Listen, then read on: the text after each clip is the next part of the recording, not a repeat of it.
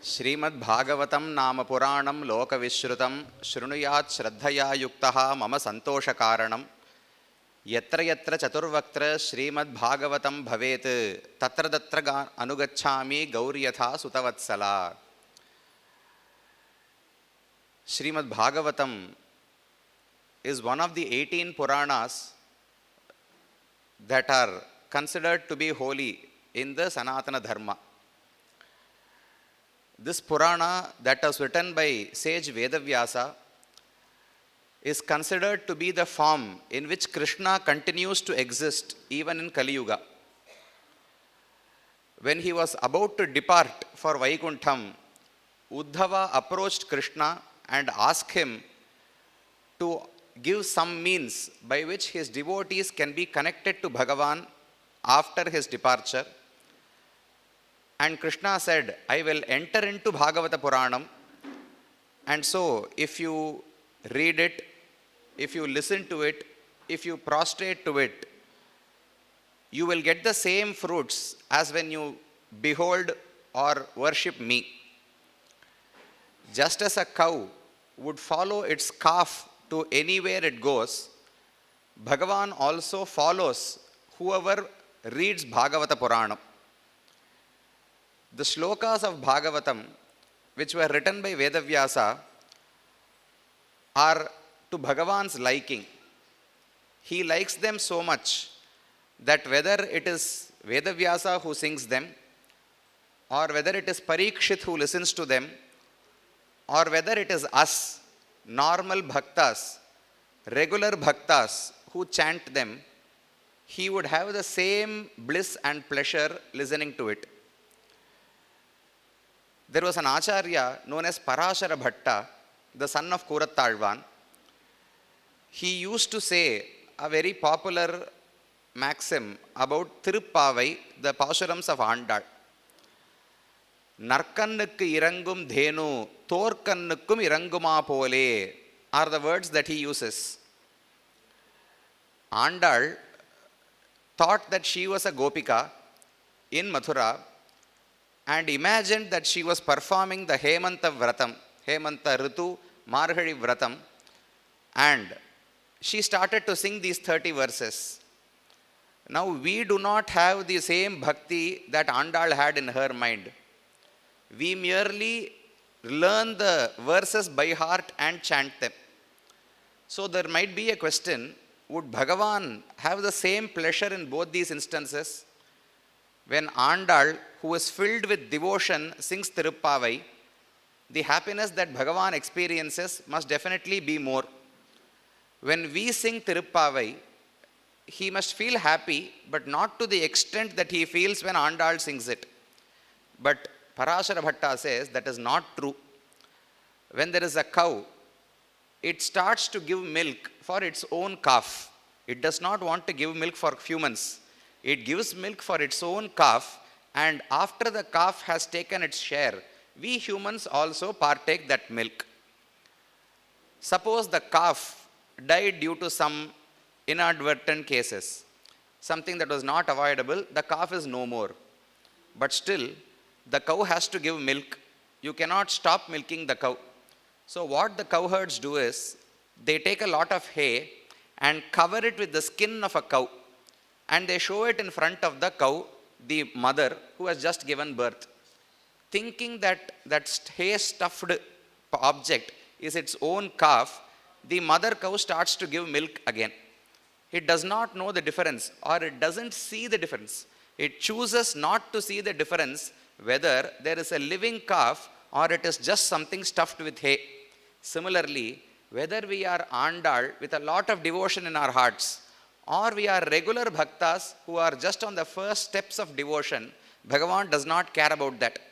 If the both of us carry the skin, cow skin that is Thiruppavai, whether Andal sings Thiruppavai or whether we sing Thiruppavai, the happiness and anugraham that Bhagavan gives is the same, because the skin that is over covering the inside is the same. Similarly, Krishna says, Tatra tatra anugachami gauriyatha sutavatsala. Just as a cow that has a lot of love towards its calf would follow the calf to wherever it goes, I too follow a devotee who chants the Bhagavata Purana.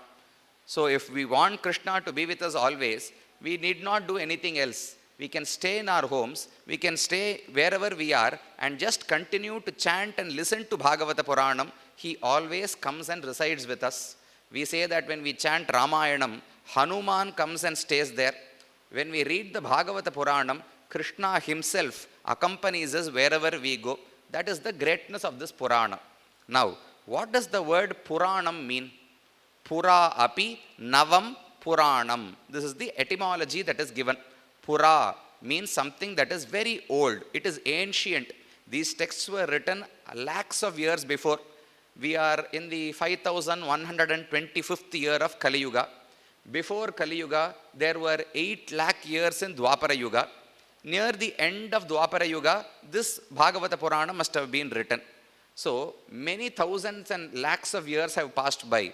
But it is still new to us. Whenever we read the Puranam, it is said to be new because it gives lot of new information to us. It gives a new experience to us. Information is one half of this. Who gave birth to whom? What were the lineages that were there? Any Puranam. The definition of a Puranam is that it should speak about 5 things. Sargascha, Pratisargascha, Vamsho Manvantaranicha, Vamshanucharitam Cheti Puranam Panchalakshanam. These are the 5 things that any Purana must talk about. Sargaha means creation of this world. How this world was created has to be explained in a Purana. Pratisargascha, how destruction or pralaya happens, continued or followed by another srishti. Pratisarga means destruction followed by subsequent creation. That has to be explained. Vamshaha, what were the lineages of the kings who ruled this land? This was Surya Vamsha, this was Chandra Vamsha. Who are the sons of Swayambhuva Manu? Who are the other Manus who ruled this? All this has to be explained. Vamshaha. Manvantaranicha. Manvantara is a period of time. It is about 71 Chaturyugas long.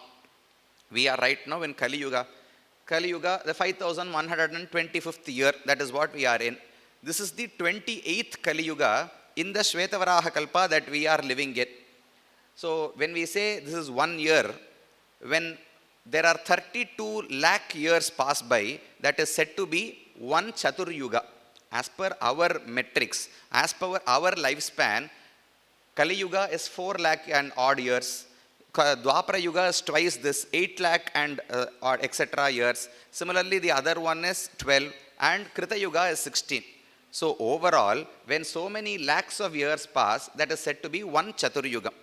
When 1000 such Chaturyugams pass by, 1 daytime of Brahma is said to have been over. Daytime refers to morning 6 a.m. to evening 6 p.m. From sunrise to sunset, whatever it is daytime for us. Similarly, Brahma also has a day and a night. The daytime of Brahma is as long as 1000 Chaturyugas. 1 Chaturyuga consists of so many lakh years. Now, when Brahma is awake for these 1000 Chaturyugas, this world exists as we see it today.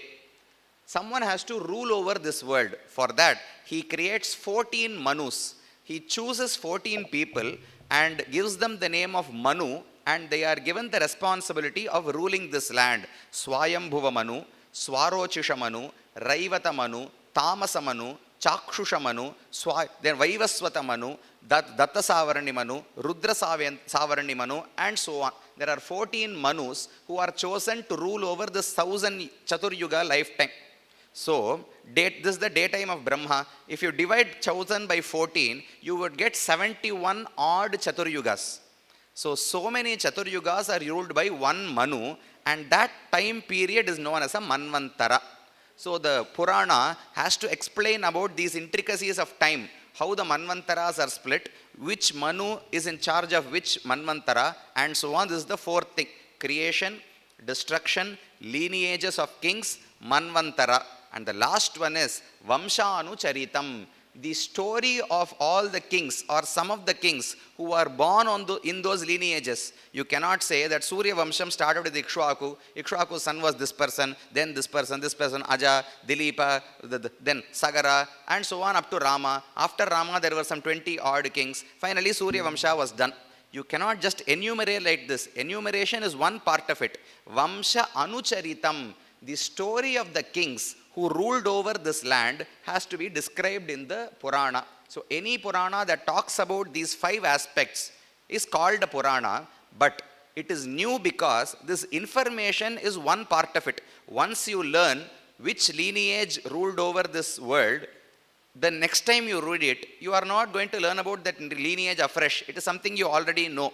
However, the Purana is said to be new. Every time you read it, it feels as though it is new because it gives new experiences to us. When you read the shlokas, when you read the story, each time you read it, with the same Gajendra Moksha, take one story for example, the same Gajendra Moksha is told to a 3-year-old child. The same Gajendra Moksha is narrated to a 20-year-old person to explain to him how you have to put your own effort and you have to try to rescue yourself also. The same story is also put to a Virakta to say, you cannot save yourself how much ever you try. You have to surrender to Paramatma to attain mukti or to get rid of this world or your hardships. The same story has many aspects to it. The child is interested in all the bigger than life things that happen. There was a huge pond, the elephant entered the pond, the crocodile got hold of the foot. All this is very interesting to a child. He or she does not know any inner meaning of that. When you are 20 or you are 30, you come to know that this is an example of hardships that you face. You think that something is good. You put your foot into it. A crocodile bites you. So this is a lesson about all the hardships that you face in this world. When you are 50 or 60, the same is the crux of Sharanagati Shastram also. The same story, when you view it again and again, you revisit it many times, it gives you different meanings and different experiences. That is why the Purana is said to be Pura Api Navam. Although it is ages old, it is ancient, it is new even today because it is relevant, it gives you new experiences. How is this possible? When there is one text and you read it again and again, it can only give you one experience. But the inner meaning of this is, since the Purana talks about Sriman Narayana, who has infinite aspects to him, each time you read the Purana, a different aspect captures your mind. You can never read the whole Purana in one Saptaha Shravanam or Parayanam. You can never complete all the stories. Even if you listen to all the stories, you cannot grasp the inner meaning that Shukacharya is trying to explain. So every time you read it, you are going to learn some new things. That is the only way it is possible. In the Bhagavad Gita, Krishna preached a lot about the Jivatma, Karma Yoga, Jnana Yoga and so on to Arjuna. But then he added a shloka. Tadvidhi pranipatena pariprasnena sevaya upadekshyanti te jnanam jnaninaha tattvadarshinaha. Krishna said, Arjuna, don't think that listening to this preaching once is enough. You must go again and again to many teachers and do some service to them with humility and ask them whatever doubts you have, and they will explain about Atma, Karma Yoga, Jnana Yoga, Mukti, Paramatma, etc. Now we might ask, is Krishna not a good enough teacher? Or is Arjuna not a good student? Why do I have to listen to the same thing again and again? That is because there is only so much that you can imbibe in yourself. In one reading or in one session, you can only take in so much. You take a vessel, suppose you have to fit 1 kg of sugar into a vessel. You cut the packet, you start pouring in, it will become a huge mound and you won't be able to fill 1 kg in the first go. It will become like a hill, then you shake the vessel, it will all settle down, you add some more, you have to shake it again, you add some more, finally it will hold 1 kg. But when you try to pour it all in one go, it will not be able to hold the whole weight or the whole mass in it. Similarly, this mind has a limited capacity. It can only take in so many things in one go. So Krishna says, now you have listened to the Atmopadesha from me, try to put this to practice. Follow that for a few years. After that, go back to another teacher. Listen to his Upadesha. You will learn some new aspects that you did not grasp when I told you. Those have to go into your mind. You have to put them to practice again. After a few years, go again to another teacher. Then learn some new things. Similarly, the Purana also, since it talks about things that are beyond this world, which are beyond our sensory perception. Suppose there is a book. You give me this book, I can look at it from all sides. You take this plate, I can look at it from all sides and say I have completed it. But Paramatma is such a being that how many ever times you look at him, you are never going to know him completely. Bhagavan is named Aravamudan, Aparyaptamritan in Sanskrit. How much ever you learn about him, you keep thinking about him, you experience him, you will never feel that you have had enough. You take some jaggery, you take chakra pongal, you eat the first handful, you are happy. You eat some more, you are still happy. Suppose I give you 1 kg of chakra pongal and say you have to eat it. By the time you come to the end of it, you would start looking for other people to give it to. You will say, I cannot eat it. But how much ever you experience Paramatma, we will never feel that I've had enough. Triptiye varadu. That contentness is never achieved when you experience Paramatma, because he does not give you the same experience every time. He gives you new experiences. When you read the Ramayana, you come to know of new facets about Rama. When you read the Bhagavata Puranam, so many incarnations, so many teachings of the rishis and kings, that you will always have something new to learn from it. That is why the Purana is named so. Pura api Navam Puranam. Of all those Puranas, Vishnu Purana is said to be Purana Ratnam. That was authored by this Vedavyasa's father. Sage Parashara wrote the Vishnu Puranam, that is said to be Purana Ratnam. This Bhagavata Puranam is said to be Krishna himself, who is living with us right now. This Bhagavata Puranam was told by Sanaka, Sanatana, Sananta, Sanat Kumara in 7 days to resuscitate Jnanam and Vairagyam and to rejuvenate Bhakti again in this world. We saw about the Mahatmyam, we learned the story of Gokarna and so on. Now we have to start the first skanda. The first day of the Bhagavata Parayanam deals with the first skanda, second skanda and a few adhyayas from the third skanda. The first skanda mostly talks about what happened before. It talks about how the rishis approach Suta, what they ask, and the backstory of Parikshit.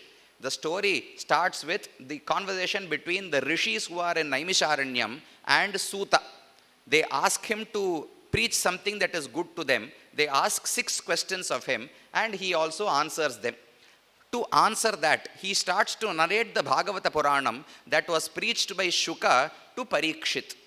Now, that Bhagavata Puranam was written by Vedavyasa before that. It was written by Vedavyasa. It was taught to Shukacharya. Shuka roams here and there. He is not a stationary person. He has no linkage, no attachment to anything in this world. So he roams here and there. He came to the Sabha of Parikshit and within 7 days preached the Bhagavata Puranam. All the story is talked about in the first skandha.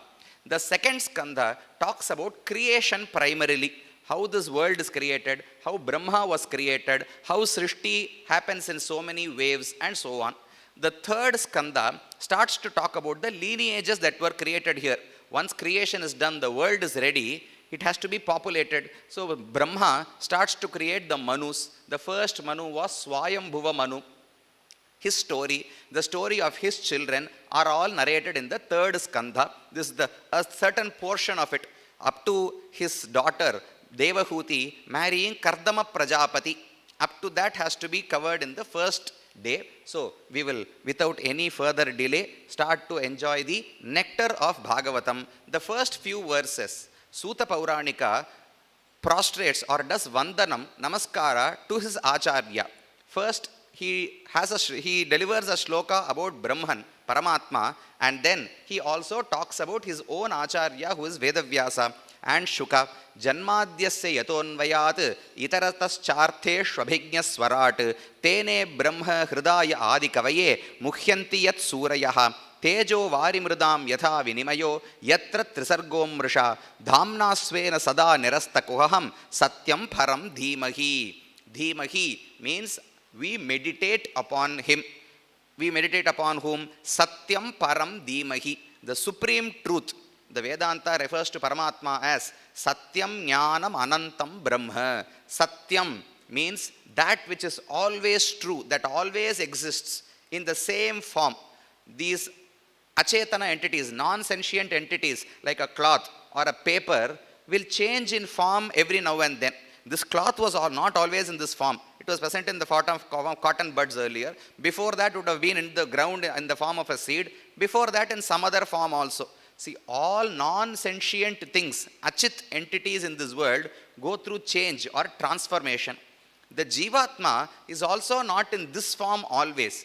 Sometimes he takes birth as a human being, sometimes as an animal, sometimes as a deva, sometimes as a rock, and so on. So he too is subject to certain changes in qualities. He does not transform himself as as clay is transformed into a mud. The Jivatma does not transform into anything, but he undergoes a lot of changes based on the body that he takes.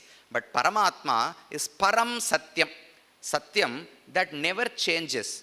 He is of the same form. We say Sadaika Rupa Rupaya Vishnave Sarvajishnave. He is of the same form, the same character forever and ever. He never grows or withers. He does not change at all. So Suta says Satyam Param Dhimahi. We meditate upon that Paramatma who is the eternal supreme truth.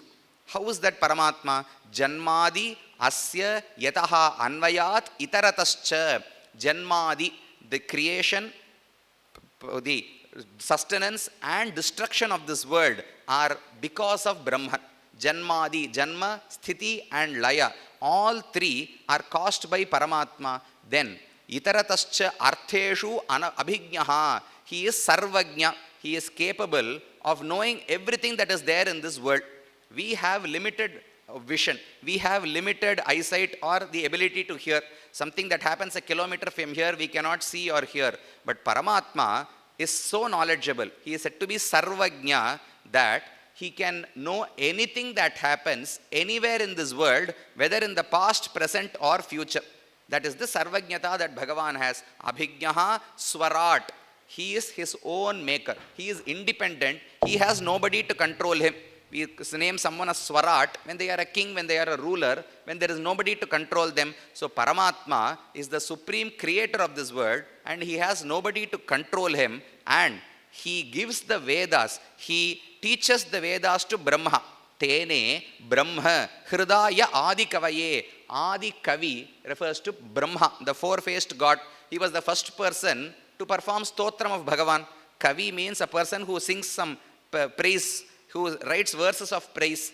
So Brahma was the first one to praise Paramatma because he was the first Atma who was created. Adi Kavaye Brahma Tene. Brahma refers to the Vedas here.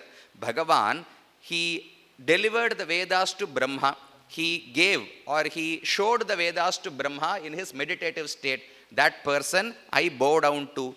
Muhyanti yat surayaha tejo vari mridam yatha vinimayo yatra trisargom mrisha. He creates this world that has Sattva Guna, Rajo Guna and Tamo Guna in it.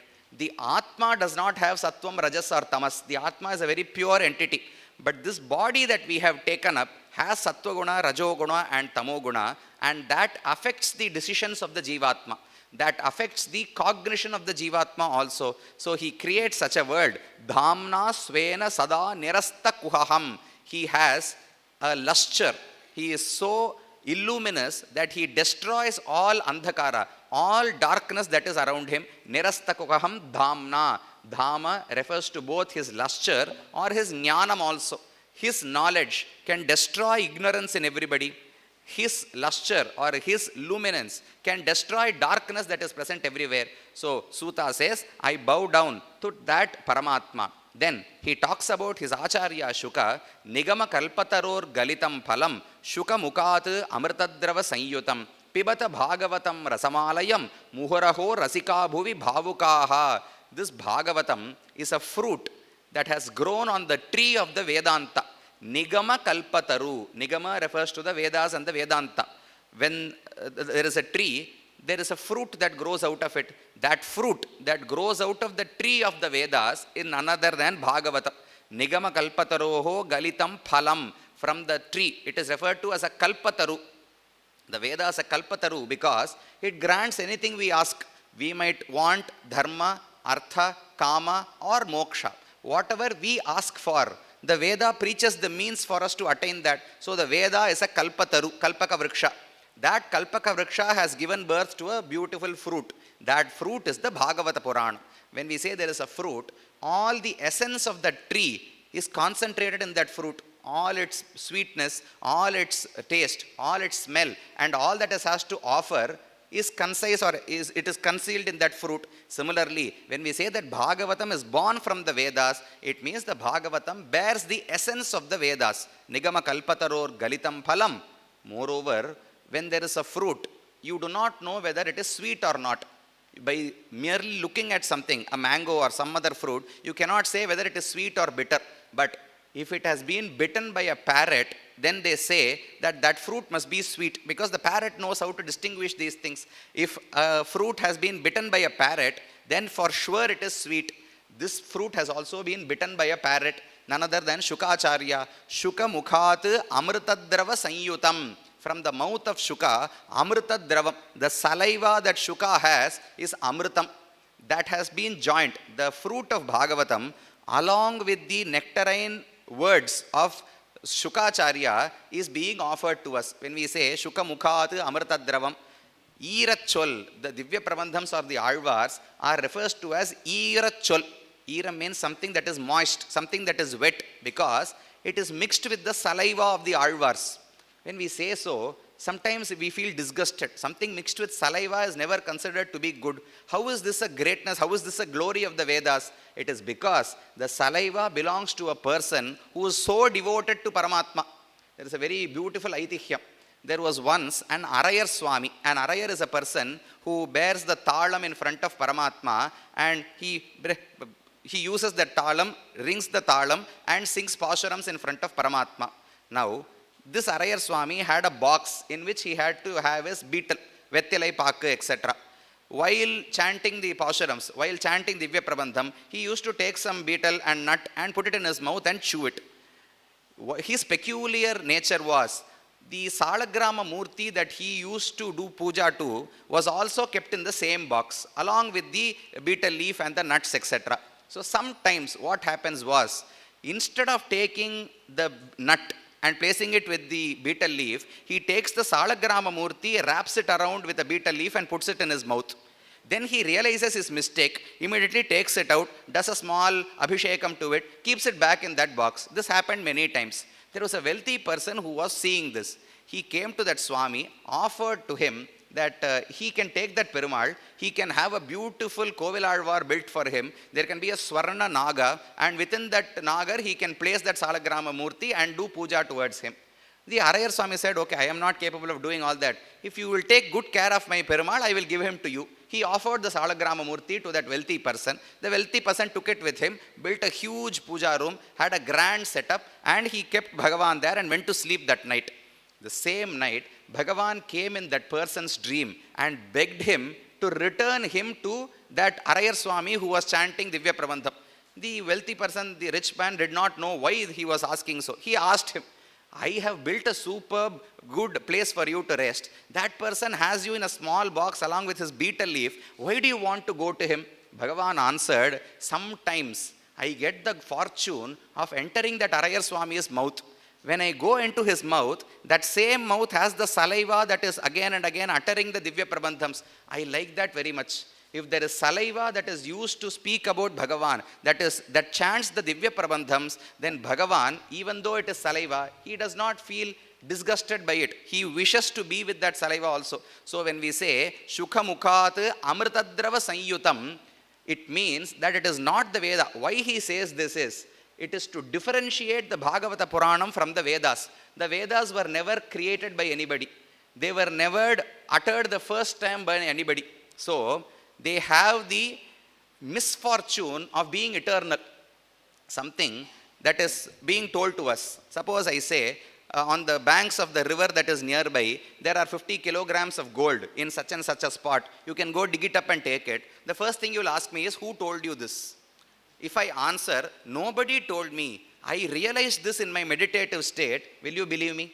But if I say, a person who is very trustworthy told me this, then you would believe me. So, when you compare the Vedas and the Divya Prabandhams, the Vedas have one small flaw. It is a very great glory that they are apaurushaya. They were never created by anybody. That is a glory, but at the same time, that is a drawback because it is hard for us to believe in something that was not told by anybody. But To the contrary, if we say that the Divya Prabandhams were uttered by the Alvars, they wrote them, then we can trust in the Divya Prabandhams much more than we trust in the Vedas. Similarly, when we say that Shukacharya wrote the Bhagavata Puranam, it means the Bhagavatam is more trustworthy than the Vedas themselves, because the Vedas were eternal, not created by anybody. So it is dubious in origin. We do not know whether to trust it or not. Bhagavatam is trustworthy because the author Shukacharya is so trustworthy. Shuka Mukhat Amritadrava Sanyutam Pibata Bhagavatam Rasamalayam Muhuhu. Muhuhu means each and every moment you must drink this Amrita. Pibata Bhagavatam Rasamalayam Muhuraho Rasika Bhuvi Bhavukaha. Anybody who is a Rasika, anybody who is emotional, he did not talk about people who are intellectual. He says bhavukaha, people who are emotional, who have devotion, who feel sorrow when you are separated from Bhagavan, when you feel happiness when you are joined with Bhagavan. Such people must read this, because it will make you forget the sorrow of not being with Paramatma at all. You will realize that he is with you always in the form of Bhagavatam. Pibata Bhagavatam Rasamalayam Muhuraho Rasika Bhuvi Bhavukaha. He calls everyone, anyone who is interested in this, anyone who is waiting to experience something that is so nectarine, please come, try this fruit. Once you eat this fruit, you would not want to consume anything else in your life, because it is such a sweet fruit. So this fruit, this Bhagavata Puranam, which was authored by Vedavyasa and written, and it was preached to Parikshit by Shukacharya. Shukacharya is by himself an even more superior person to Vyasa. In the morning we saw that Vyasa is superior because he has Shuka for his son. But in fact, that is so because Shukacharya was even more superior than Vyasa. There is a popular story. Once there were a few women who were taking bath in a river. Vyasa went by that to go to his hermitage. Immediately all the women took the clothes and covered themselves up, and they went into the river and sunk down. Vyasa passed by. A few moments later, Shukacharya also came by. Vyasa was an old person. Shukacharya was always 16 years old.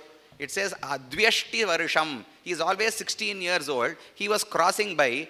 The women did not cover themselves up. They did not feel any shyness towards Vyasa also, towards Shukacharya. Vyasa was confused by this. He came back to those women and asked them, I am an old person. When I came, you did not hesitate. You all hesitated to come out of the river. When my son, who is a youth, he came near you, you did not hesitate at all. Why is this so? The girls answered, you, although you are old, you see difference between male and female. You see difference between a human and an animal. You see difference in knowledge. You see differences in body. Shukacharya is such an enlightened soul that he does not see any of these differences. Vidya Vinaya Sampanne Brahmane Gavi Hastini Shunichaiva Shwapakecha Panditaha Samadarshinaha. Krishna says a person is a Pandita. He has realized the Atman only when he views all of these as equals. When there is a learned person or a non-learned, illiterate person. Gavi Hastini, whether it is a cow or it is an elephant, you must view only the Atma that is there within, and all the Atmas are the same. So the women answered, Shukacharya does not see bodily differences at all. So we did not hesitate to stand in front of him. So Shukacharya was even more detached person than Vyasa himself. When Shukacharya departed from his home, he was a very small young boy. He did not even have the Upanayana, thread ceremony performed upon him. We saw this shloka earlier. Yam pravrajantam anupetam apeta krityam dvaipayano virahakatara ajuhava. Dvaipayana is Vedavyasa. Shukacharya left his home. He did not want to live in a house. He did not want to marry. He did not want to have kids. He did not want to learn the Vedas even. So he went out of his house. He had not been performed the thread ceremony. Anupetam. Upanayanam means performing that thread ceremony. Anupetam. He did not have the sacred thread at all. Apeta krityam. He had nothing to do. Only after the thread ceremony you have Nitya Karma Anushtanam to perform. He did not have any of those. Apeta krityam. Pravrajantam. He left his home and went away. Seeing this, his father Vedavyasa was agitated. He called out to him, Dvaipayanaha viraha katara ajuhava. Due to sorrow of separation from his son, Dvaipayana Vedavyasa called out to him, Putreti, O son, please come back. Vyasa, Shuka did not answer at all. Putreti, tanmayataya taravobhineduhu. But all the trees that were there in that forest started to answer to Vedavyasa saying, "Oh Father, did you call me?" That is because Vedavyasa saw all as equals. So when Vyasa called Shukacharya, Shuka, as per his own mind, is the same as any other tree or animal or anything. So when Vedavyasa called his son need not be Shukacharya alone. Since Shuka views everyone as equal, all the trees started to answer back to him. Taravobhineduhu tam sarvabhuta hridayam munim anatosmi. That way, Shukacharya, who resides in the hearts of all, or who bears all beings in his heart. When we say Vishnu Chitta, there are two meanings to it. Periyalvar was referred to as Vishnu Chitta. He who has Vishnu in his Chittam, or he whose Chittam resides in Vishnu. There are two ways to have the same meaning. Similarly, Sarvabhuta Hridayam means Shukacharya resides in the Hridayam of all beings, since he is the same as any other Atma also. Or Shukacharya is so benevolent that he bears all beings in his mind, and out of his compassion towards all of them, he wrote this Bhagavata Puranam himself. So Vedavyasa wrote it, Shukacharya preached it to Parikshit, and Suta is now going to narrate it to the rishis. Shaunaka asked a question earlier in the Bhagavata Mahatmyam. Now many rishis who are gathered there in Naimisharanyam, they were gathered there to perform a long yajna. Naimishe animisha kshetre rishaya shaunakadayaha satram swargaya lokaya sahasra samam asata. Samam means 1 year. Sahasra samam. They were performing a yajna for 1,000 years. It is called a Satra Yaga. They were performing this yajna. Once the rituals in the yajna are completed, they had a lot of time. What do? You cannot start talking gossip or about other things that happen in this world. You have to continue to experience Paramatma and keep your mind only focused on him. So they all went to Suta and asked him, "You are the disciple of Vedavyasa. By his anugraham, you have learnt everything that needs to be learnt. Tvaya khalu puranani setihasani chanagha akhyatanyapyadhitani dharmashastrani yanyuta." All the Puranas, Itihasas, Shastrams, Akhyatani, the stories, and Dharmashastrani, all the Dharmashastrams have been learned by you, by the grace of your Acharya Vedavyasa. So now we have some doubts, we have some questions that we would like to pose to you. Prayena alpayusha sabhyaha kalau asmin yuge janaha manda sumanda matayaha manda bhagya hyupadrutaha bhurini bhuri karmani shrotavyani vibhagashaha ata sadhotra yat saram samudhritya manishaya. The first question that they asked was, people now do not have a long lifespan. They do not have good fortune. Manda bhagyaha mandaha. Their intellect has also shrunk. Their bhagyam, their fortune is also very little. The inclination that they have to do these things is also little.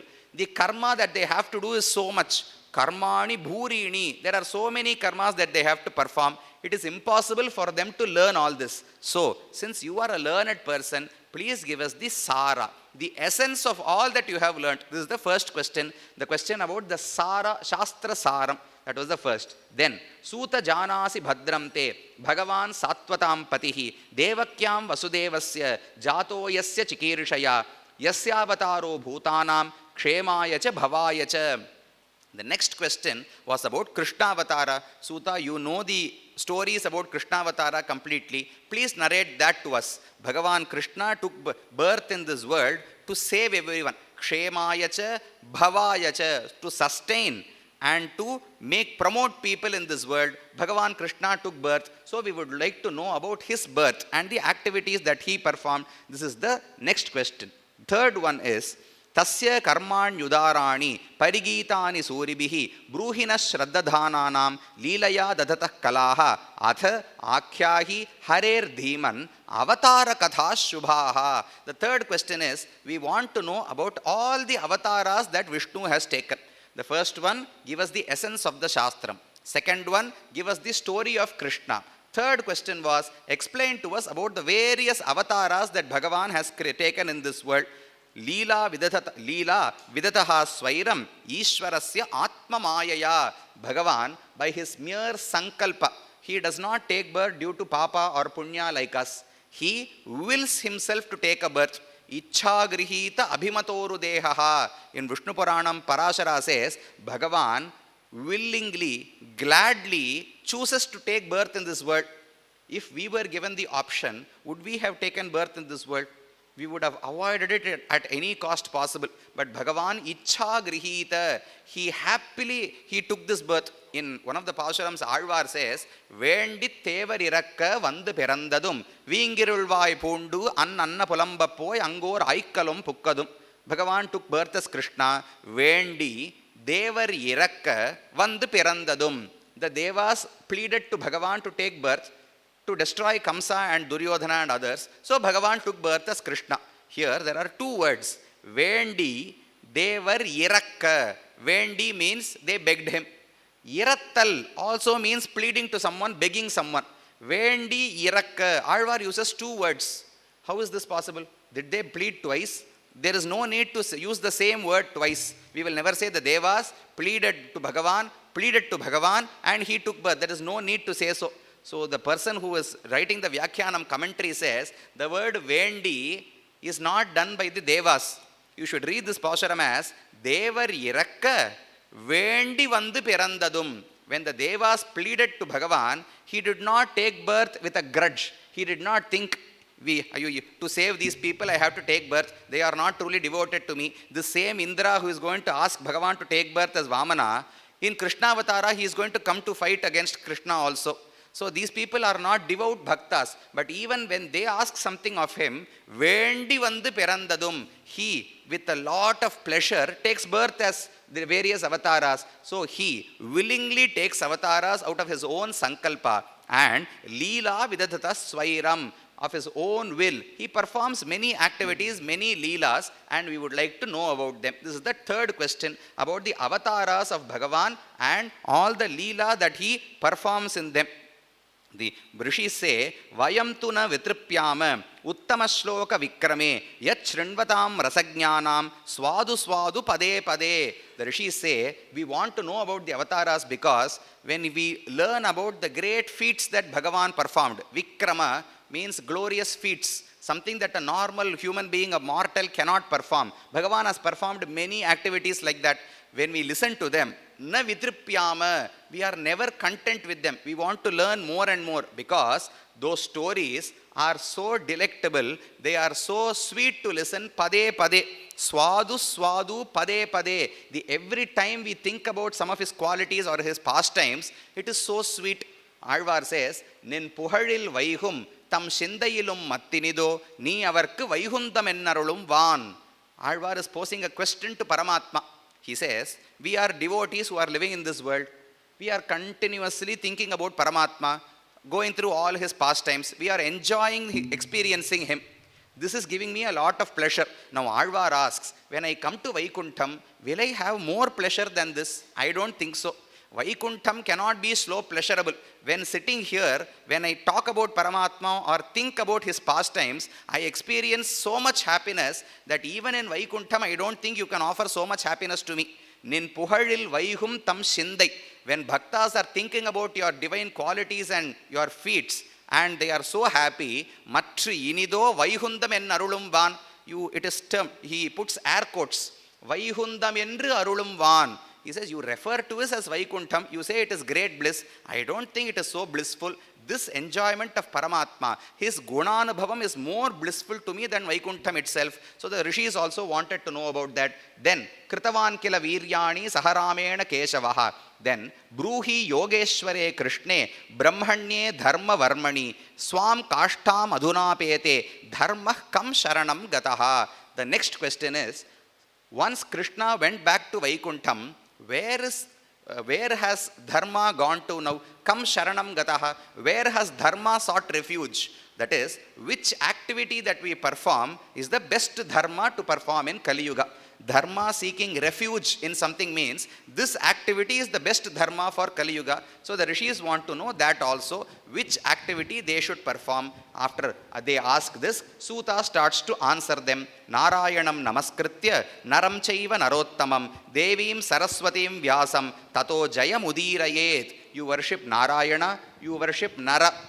Bhagavan took avatara as Nara and Narayana, two rishis, and they expounded the Tirumantram, the Ashtakshara Mahamantram in this world. It refers to them. Or Naram Chaiva Narottamam is taken to refer to Arjuna also sometimes. You bow down to Krishna, Arjuna, Devim Saraswatim Vyasam. Bow down to the goddess of knowledge Saraswati and Vyasacharya who wrote this Bhagavata Puranam for us. Taito Jayam Udirayet. This Puranam is referred to as Jayam because it is capable of conquering everything, all the hardships that we have, all the hardships that we face in this world. Tato Jayam Udirayet. Munayas Sadhu Prishtoham Bhavadbhir Lokamangalam Yatkrita Krishta Samprashnaha Yenatma Samprasidati. Suta first appreciates them for the question that they asked. Instead of asking about worldly things, you have asked me about the stories of Bhagavan. It is said, Vasudeva Katha Prashnaha Pumamsaha Trin Punativai Vaktaram Prichakam Shrotrin Tatpada Salilam Yatha. When you partake the Sripada Tirtham of Bhagavan, it purifies you. Similarly, any contact with the stories of Paramatma will purify us. There are three ways in which you can come into contact. Vaktaram, Prichakam, Shrotrin. One person asks a question about the greatness of Paramatma. Another person is going to answer that, is the preacher. The third person is a bystander who is going to listen to it. One person posts a question. Now here, Shaunaka is asking a question.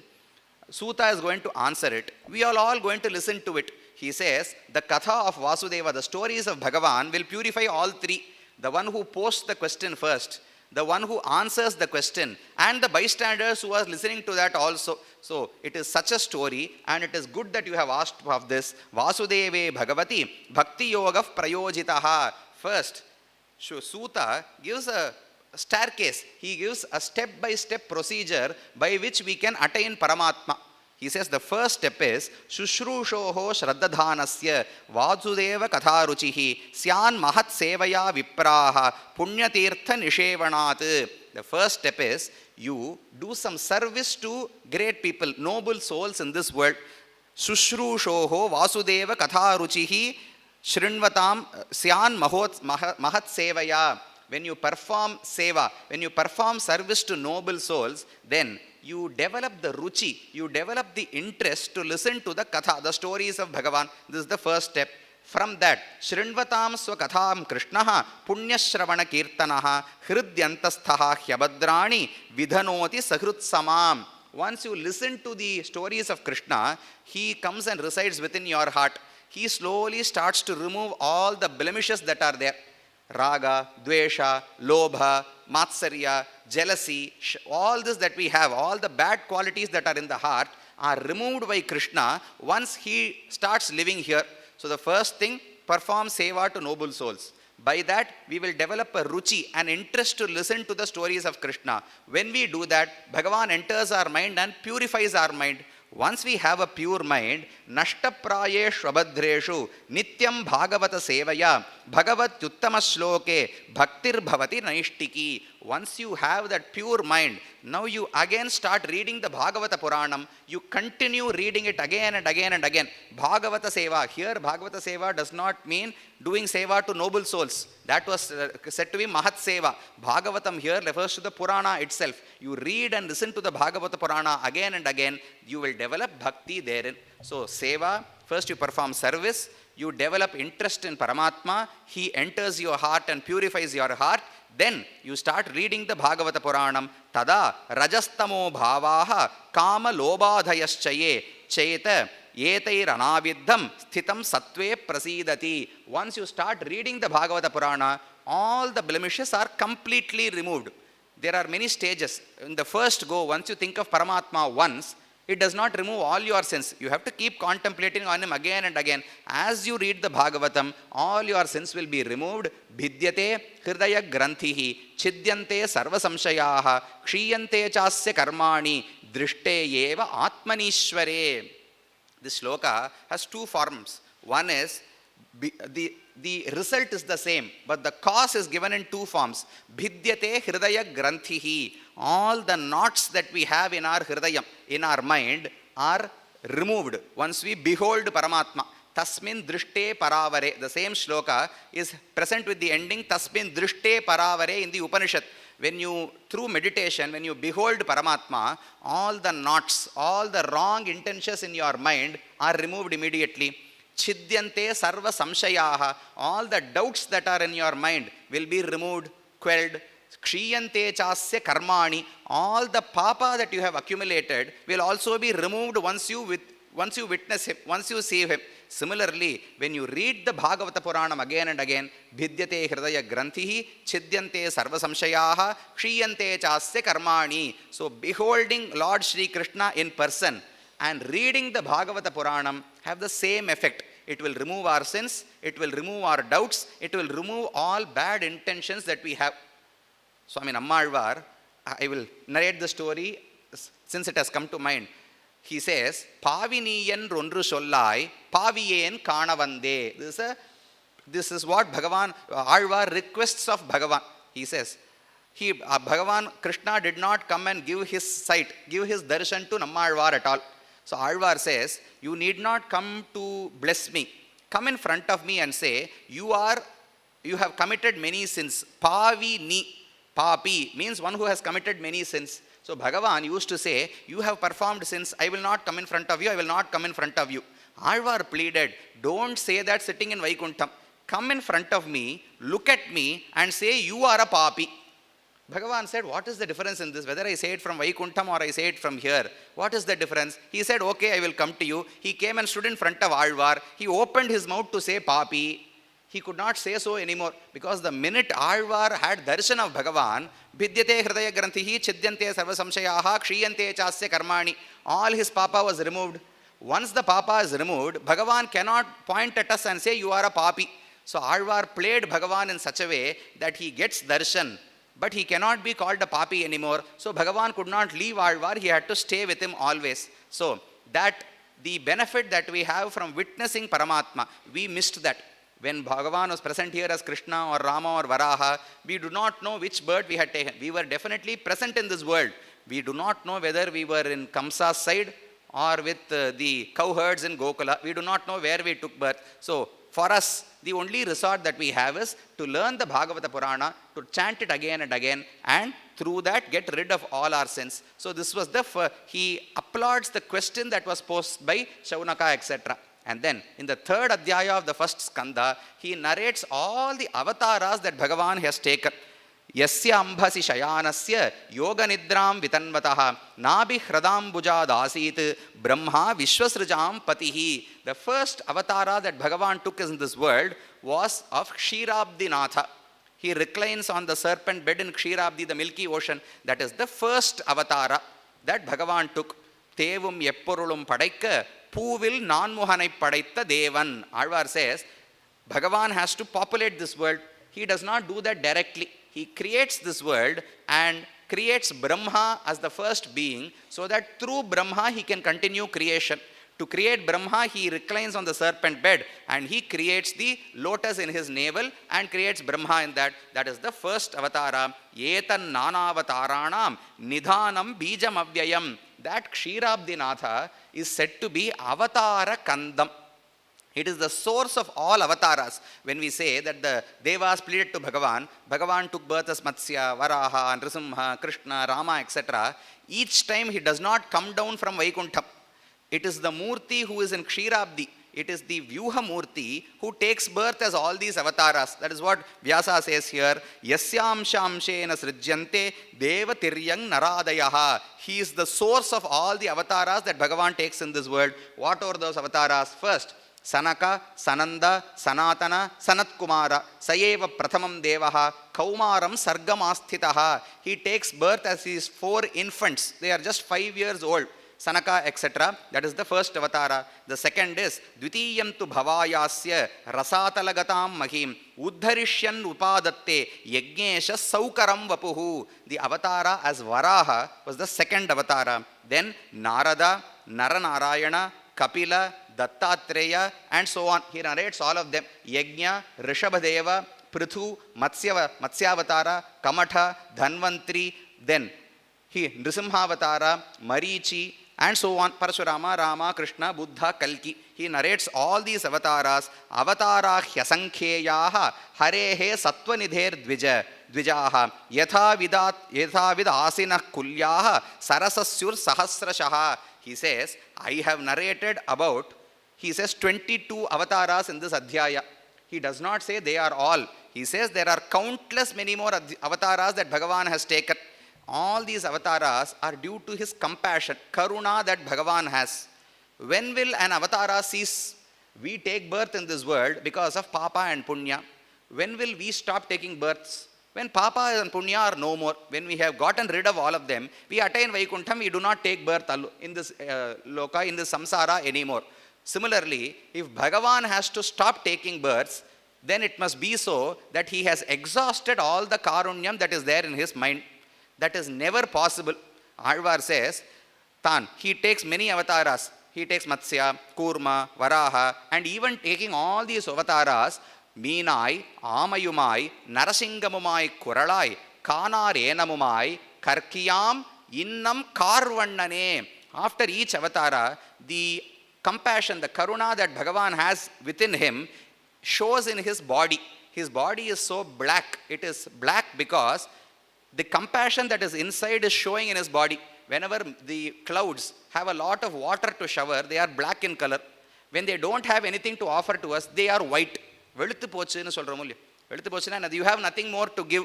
When you have something to give, you are black in color. When you have compassion, karuna, you are black. When you don't have anything to offer, you have turned white. Bhagavan never turns white. He is forever the same Neelamegha Shyamala because his compassion is never exhausted. So how many ever avatars he takes, we can only say Bahavaha. Bahuni me vyatitani janmani tavacharjuna. Krishna himself says, I have taken many births. He does not specify how many births. Ajayamanaha bahudha vijayate. Upanishad says he takes many births. There is no count to them. There are 22 narrated here. In another adhyaya, he talks about 36 avatars. In some other Puranas, 40 more avatars have also been narrated. So there is no end to them. They are like when there is a well, there are many pores through which water comes and fills up that well. Similarly, all these are tributaries of pores of Paramatma.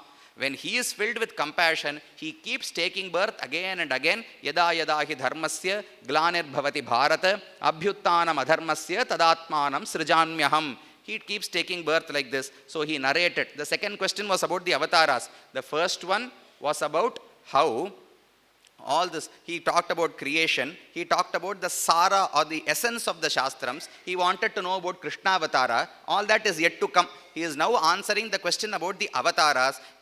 After talking about them, there is a conversation between Vyasa and Narada.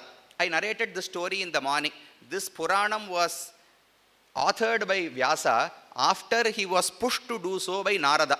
Vedavyasa was born as an avatara of Narayana. He segregated the Vedas, he authored the Brahma Sutrams, Mahabharata and so on, but still he was dejected. He felt as though he had not achieved his life purpose. Krishnasya Naradobhyagat ashramam pragudahritam tam abhignaya sahasa pratyuttaya agatam munihi asampanna ivabhati brahmavarchasya sattamaha athapi shochasi atmanam akritartha iva prabho. I feel as though I have not achieved anything. I do not know why it is so. I have authored so many texts, but I am not content yet. You are a Deva Rishi. You know what is residing within each and every one's heart. Please advise me what I should do.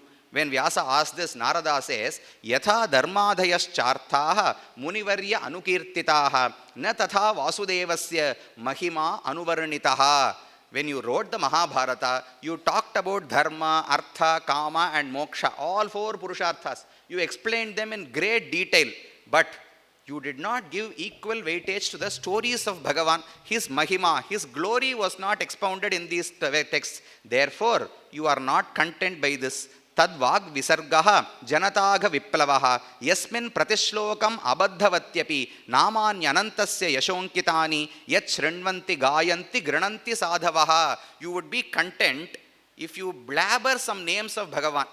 But if you would not be content, if you write beautiful verses about worldly things, He says, Janata Agha Viplavaha Yasmin Pratishlokam Abadhavatyapi. Baddha means a shloka that is formed beautifully. All the words, there is a lot of alliteration, there is refrain, it has a deep meaning. All this might be there. It might be a very Baddha shloka, beautifully authored, but the thing that is spoken about might be something mundane. But instead of that, when you just blabber about something, you don't have any coherent way to call out to Bhagavan, you just blabber his names, even then that blabbering is so pleasurable to you and to Bhagavan. Thondadipudi Alvar at the end of his Tirumala says, Yelaya pun kavidayelum embirarku iniyavare. I am not such a great poet. The poem, the verses that I have sung might have many faults in them. Even then, Empirarku iniyavare. When there is a small child who is blabbering something, Madalainu solramulya. When he still blabbers something that is not properly formed as words or sentences, the father and mother are still happy to hear to them. Similarly, Bhagavan thinks anything that his devotees blabber is like the blabbering of a child to him. Kulalinidu, Yalinidu Enbar, Tammakkal Madalaichol Keladavar. This is a phrase in Tamil. People will say that the veena is a very sweet instrument. It is very pleasurable to hear to. Yal is another instrument. People will praise these instruments to be sweet until they hear the madalai, the talk or the whatever blabbering of their own children. Once they listen to that, they will say that there is nothing more nectarine than this. Similarly, the stories of Bhagavan, the praises that we sing about Bhagavan, Stava Priyaha, it need not be a very great poem, but whatever we blabber, Bhagavan accepts that, since Namanya Anantasya Yashonkitani, all the names of Paramatma, if they are uttered again and again, that is going to please him, that is going to please us also. But you did not do this in the Bhagavatam. In Mahabharata, Ataha Mahabhaga Bhavan Amogadrik Shuchishrava Satyarato Dhritavrataha Urukramasya Akhila Bandha Muktaye Samadhina Anusmara Tadvicheshtitam. So, you are a person who has the sight, yogic sight. So, please sit down in your ashrama, contemplate once more on the supreme form of Bhagavan, think about all his pastimes, and write another new Purana, a new book where you don't talk about useless things like kings and the quarrels that they had.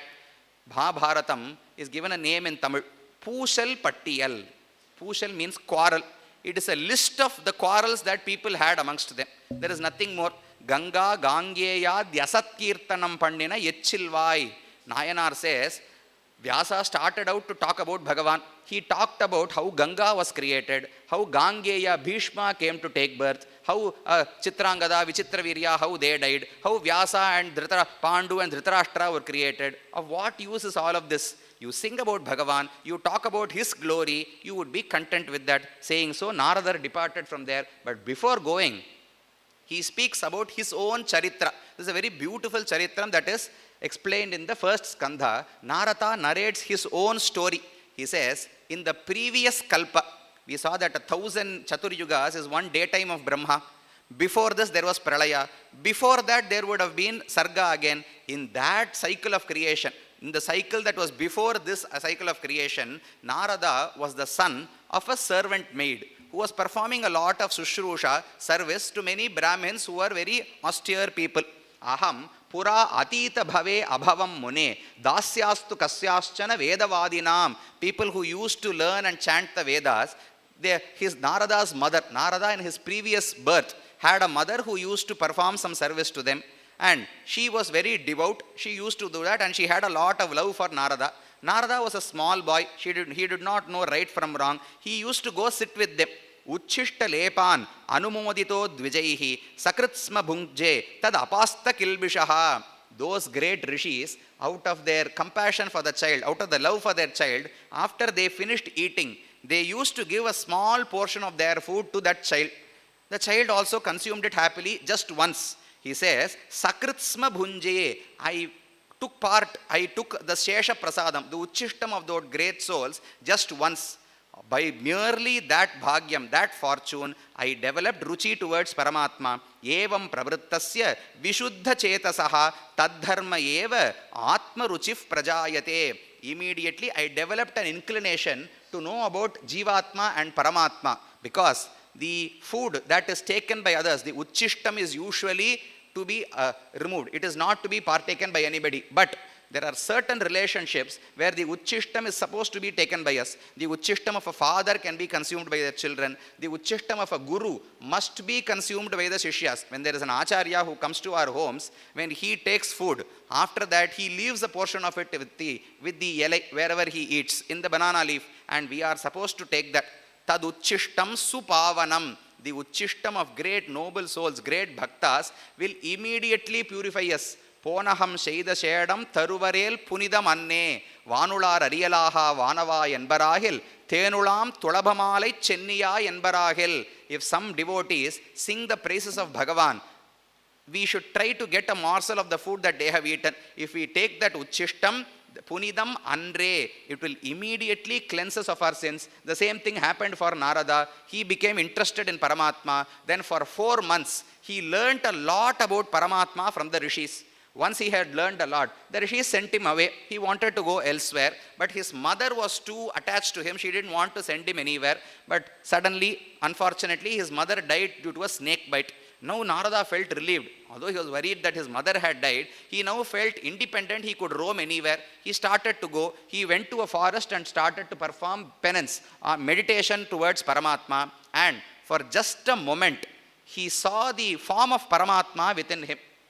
He says, Namo Bhagavate Tubhyam Vasudevaya Dhimnahi Pradyumnaya Aniruddhaya Amayo Yascha Bhutanam Janaye Yetta Suvrada Tas Shraddhayame Anupadam Vishranvataha Priya Shravanasi Anga Mama Abhavad Ruchihi. So once he had developed interest, he went to the forest and started performing meditation. Bhagavan, for just a moment, showed his form within Narada's body. The Upanishad says Bhagavan resides within us as the Antaryami. This Antaryami is actually of 2 forms. One, he is a very minuscule person, a minuscule form that resides within the Jivatma. This is a body. Within the body, I am a Jivatma. Within the Jivatma, Paramatma is residing. That is too small. It is an atomic form. But for those who perform meditation on Paramatma, there is another form in which he is present. Upanishad says, Angushthamatraf Purushaha Madhya Atmani Tishtati. He takes the size of a thumb, a form that is the size of a thumb, and resides within the hearts of those who perform upasana, who perform bhakti yoga. That is so that if we want to meditate upon something, it has to be close by to us. So he takes a form within us. He did the same for Dhruva.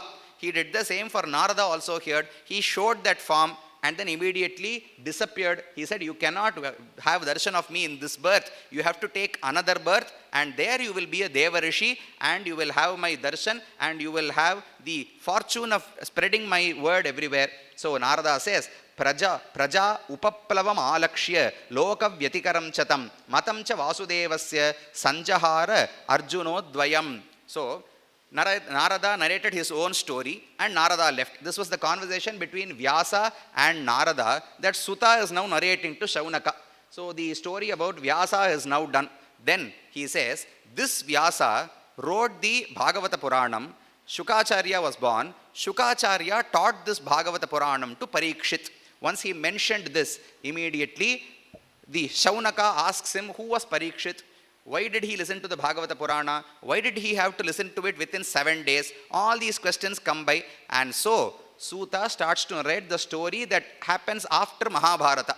In Mahabharata, the final part, Swargarohana Parva, is when the Dharmaputra and all the others start to move towards heaven, and they make Parikshit the king. That final story is narrated in this Prathama Skandam, the first Skandam. He says, at the end of the war, the son of Dronacharya, Ashwathama, he wanted to take revenge. So during the night, he entered the tent where the Pandavas used to lie, and he killed all the children. He thought they were the Pandavas. He killed the sons of the Pandavas, all the sons of Draupadi. She was now distraught. She went and pleaded to Arjuna. Arjuna started to chase behind Ashwathama. He ran for a long time. He could not escape from Arjuna. So he turned around and used the Brahmastram. Yada asharanam atmanam aikshata shrantavajinam. His horse was tired. He could not run away anymore. He did not have anybody to seek refuge from also. So he turned around and used the Brahmastra and tried to destroy all the Pandavas using it. Arjuna did not know what to do, how to counter this astram. Bhagavan Krishna said, you also have to use the Brahmastram in order to counter it. Now there are 2 Brahmastrams that are fighting against one another. the world was so tumultuous, the rage or all the effect that these two astrams produced could not be borne by the world at all. So everybody went and pleaded to Krishna and the Devatas. So immediately Krishna instructed Arjuna to take back his astram. Arjuna also agreed. Matam cha Vasudevasya sanjahara Arjunaha dvayam. He immediately took back the Brahmastram. But the Brahmastram that Ashwathama had used, he did not know how to take it back. So that Brahmastram went and affected the Garbha that Uttara had born. Draupadi, the Subhadra and Arjuna gave birth to Abhimanyu. Abhimanyu married Uttara, who was the daughter of the king of Virata Desha. That Uttara had born a son. That son is about to be born, but this astram that Ashwathama had dealt is now going to affect that womb. So when Krishna went back, they all thought that the danger that were in has now passed. They went back and Krishna was about to depart to Dwaraka. He started to miss his own Yadava Kula, his own people. So he wanted to go back. They had also started writing letters. Krishna, without you, we are not able to spend even a day. Urupahal Ayiram Udiyalo. By the time when Krishna was in Gokula, in the morning he takes the cows to Vrindavanam. He makes them graze there and he has to come back in the evening. All the ladies, all the women in Vrindavan, in Gokula or Nandagaon used to come to the gate, to the entrance of their houses by 5 p.m. and start looking for Krishna. They could not wait anymore. They walk from the entrance to the Podakadai. They go for a back and forth, waiting for Krishna to come, because a single day that they spent without Krishna seemed to be eons long. They thought many ages or many years had passed when just one day had passed by. So the same effect he had on the Yadavas of Dwaraka also. They called out to him. So Krishna was about to depart when Uttara came running. Abhidravati Mamisha Sharas Taptayaso Vibho Kamam Dahatu Mam Natha Mame Garbho Nipatyatam. So Uttara comes and pleads to Bhagavan. Kunti Devi performs a beautiful stotram. Kunti's stotram is there in this adhyaya of the Bhagavata. She praises Bhagavan and says, you have the one who has been saving us in each and every danger that we faced. Be it Lakshagriha, be it our Vanavasa, be it Ajnatavasa, be it Indraprastha, wherever we went, if we had a trouble, you have come running to help us. Similarly, Krishna, you are our only refuge. You have to save this child. Listening to this, Krishna took a minute form and entered the Garbha of Uttara and started to protect the Garbha. Shukacharya says, after narrating the stotram of Kunti, Bhagavan took a small form, entered the Garbha, and Parikshit was able to view him.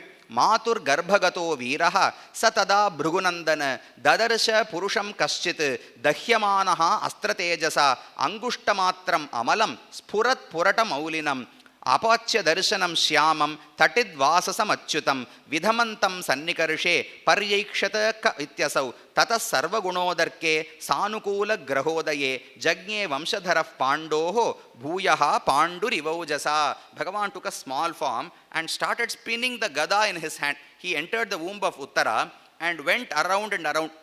Parikshit was named so because Ikshanam means looking at something. Paritaha Ikshitaha. Paritaha means around and around. Krishna entered the womb and protected Parikshit by walking around and protecting him from all sides. Paritaha Ikshitaha. He was named Parikshit because he was looked at by Paramatma Krishna from all directions and protected. So he was named Parikshit. That Parikshit was born by the greatness or glory of Krishna. He was protected by Krishna. So all the rishis and the people of Kuru Vamsha felt that this child was given to them by Vishnu himself. Parikshit was born as an inanimate object. He did not cry. He did not ask for milk also. Then Bhagavan touched him with his lotus feet and made him get life again. So all the people started referring to him as Vishnu Rata. Rataha Vaha Anugraharthaya Vishnuna Prabhavishnuna Tasman Namna Vishnu Rata Iti Loke Brihatshravāha Bhavishyatina Sandehaha Mahabhagavato Mahan. They all refer to him as Vishnu Rata. Vishnu Rata means he who is given by Vishnu in order to protect us. That was the name. He was also referred to as Parikshit. Now, this happened on one side. At the same time, Krishna goes back to Dwaraka. The Samhara of the Yadukula, that is again narrated in the 11th Skanda. We will look at it when it comes there. Bhagavan decides to end his avatara. He goes to Prabhasa Kshetra, kills all his comrades, all his brothers and everybody, and finally he also departs to Vaikuntham. Arjuna comes running from Dwaraka, he comes to Hastinapuram, he informs Yudhishthira, they all feel so weak. As long as Krishna was there in this world, Arjuna was able to lift the Gandiva. Once Krishna departed, he could not lift and perform a war or a battle with anybody. He felt so weak. So Dharmaputra decided that we should no more live in this world. They made Parikshit the ruler of the kingdom, and they all went on the path to Swarga. Then Dharmaputra went off. Then this Parikshit was a very benevolent ruler. He used to rule over the people like his own children. Narmani, Udara Ruchira, Smita Shobhitani, He Partha Herjuna Sakhe Kurunandeneti. The Pandavas, Dharmaputra and all of them were very dejected by that Krishna had left them. They felt cheated by Krishna. Arjuna directly says, Krishna has cheated all of us and gone back to Vaikuntham. So they did not want to live here anymore. They went off. Yada Parikshit Kuru Jangale Shrunot Kalim Pravrishtam Nija Chakravartite Nishamya Vartam Anatipriyam Tataha Sharasanam Sanyuga Shaundiradade. So Parikshit was coronated as the king. He was a very learned, wise and a benevolent ruler. He took care of all the praja, and when he learnt that Kali Purusha had entered some spaces of his own Rajyam, he immediately went to see what was happening there. He wanted to correct the fault and not let Kali Yuga enter or affect the people in his Rajyam at all. On his way there, he saw two people, a bull and a cow.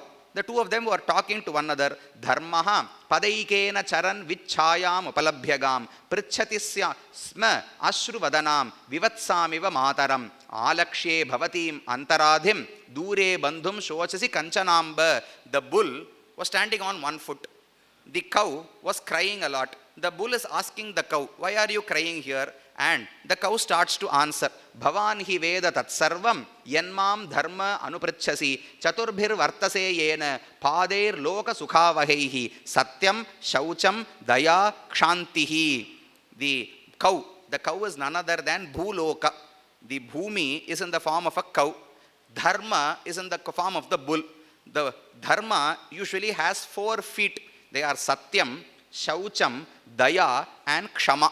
Satyam is the truth, Shaucham is purity, Daya is compassion, Kshama is tolerance. These are the 4 pillars, the 4 feet on which Dharma rests. Now, as the yugas progress, Dharma starts to lose 1 foot. In Krita Yuga, Dharma stood on all 4 feet. When Treta Yuga came by, it had already lost 1 foot. Dwapara Yuga, 2 feet. When Kali Yuga came, it had lost 3 feet. It was standing on its last foot, and Adharma was trying to snatch that foot also, so that Dharma has no bearing in this world. This is the state. So Bhumi starts to cry out saying, you are Dharma, you have deteriorated to this stage, so I am worried about all the people who are living in Bhumi. Tenaham guna patrena Srinivasena sampratam shochami rahitam lokam. Srinivasa, Shriyapati, who are Narayana, has now left me, has left the Bhuloka. So I now worry for all the people who are living here.